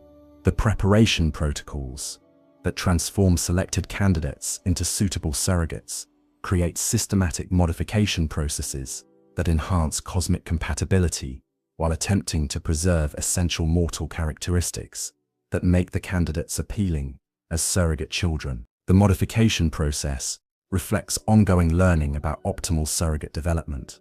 The attachment formation that occurs between great ones and successful surrogate candidates creates genuine emotional bonds that fulfill cosmic parental needs, while simultaneously creating vulnerability to loss when surrogates fail or outgrow their cosmic parents. The emotional investment intensifies both satisfaction and potential trauma. The development monitoring that tracks surrogate progress creates comprehensive observation systems that allow great ones to guide and support surrogate development, while providing early warning of potential problems or failures. The monitoring reflects deep investment in surrogate success and fear of further loss. The protection strategies that safeguard valuable surrogates create extensive defensive measures that shield surrogates from threats, while potentially restricting their freedom and development in ways that harm the relationships they are meant to preserve. The protection efforts reflect the intensity of cosmic parental anxiety. The independence conflicts that emerge as surrogates develop their own identities and goals create tension between cosmic parental control and surrogate autonomy that threatens the relationships, while revealing fundamental incompatibilities between cosmic and mortal consciousness development patterns. The conflicts reflect inherent contradictions in surrogate relationships. The loss repetition that occurs when surrogates fail, rebel, or transcend their cosmic parents recreates the original trauma that initiated the reproductive cycle, while intensifying cosmic desperation and driving increasingly extreme attempts at surrogate creation. The repeated loss deepens cosmic psychological wounds. The adaptation attempts that modify surrogate strategies based on previous failures create evolving approaches to cosmic reproduction that demonstrate learning while revealing the fundamental limitations that prevent ultimate success. The adaptations reflect both hope and growing desperation. The collaboration strategies that bring multiple great ones together for surrogate development create resource pooling that enhances reproductive success while creating competition and conflict that can destroy collaborative efforts. The collaboration reflects recognition of individual limitations while creating new sources of failure. The innovation pressure that drives new approaches to cosmic reproduction creates constant experimentation with surrogate techniques while revealing the creative potential that cosmic desperation can inspire. The innovation reflects both cosmic intelligence and mounting desperation for reproductive success. The philosophical evolution that emerges from repeated reproductive failure creates new understanding of consciousness, identity, and relationships, while potentially providing insights that could lead to genuine solutions to cosmic reproductive problems. The philosophical development reflects cosmic learning capacity despite emotional trauma. The temporal expansion that allows Great Ones to attempt reproduction across multiple time periods and reality states creates expanded opportunities while fragmenting attention and resources in ways that may prevent success in any single timeline. The temporal strategies reflect both cosmic capability and growing desperation. The ultimate resolution that could potentially end the cosmic reproductive cycle requires fundamental changes in cosmic consciousness that might allow for successful integration of cosmic power with reproductive capability. The potential resolution reflects both hope for cosmic fulfillment and recognition that current approaches cannot succeed indefinitely. The Oedon exception that allows the Formless Great One to achieve greater reproductive success than other cosmic entities demonstrates how transcendence of physical form can provide advantages in cosmic reproduction while creating new limitations and challenges. The exception suggests potential pathways for other cosmic entities while highlighting the unique nature of formless existence. Conclusion. The voice in the blood, eternal. As our long journey through the mysteries of Oedon comes to an end, we find ourselves confronting truths that illuminate not just the nature of this formless Great One, but the fundamental tragedy that drives all cosmic entities in their desperate quest for continuation and meaning. Oedon's story is ultimately one of adaptation, a cosmic intelligence that has learned to work within the constraints of reality rather than against them, achieving a form of success that other Great Ones cannot match, while still falling short of the ultimate fulfillment that all cosmic entities seek.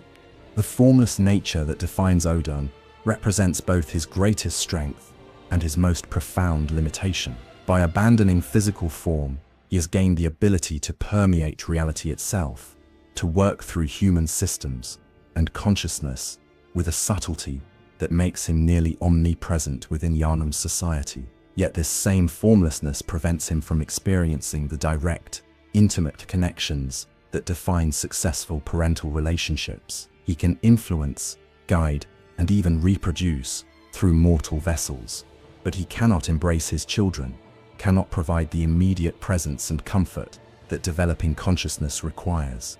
The sophistication of Oedon's reproductive strategy reveals a level of planning and understanding that exceeds other Great Ones' approaches by orders of magnitude. Where the moon presence relies on dreams and testing, where amygdala depends on nightmare transportation, where other cosmic entities struggle with the incompatibilities between their nature and reproductive success, Oedon has created systematic approaches that integrate cosmic goals with human society's existing structures and desires.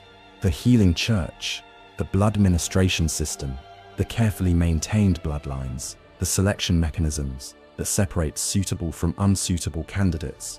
All of these represent components of a reproductive strategy that spans generations and operates through willing human cooperation, rather than obvious cosmic compulsion. This approach demonstrates not just cosmic intelligence, but cosmic wisdom, the recognition that sustainable reproductive success requires partnership rather than domination.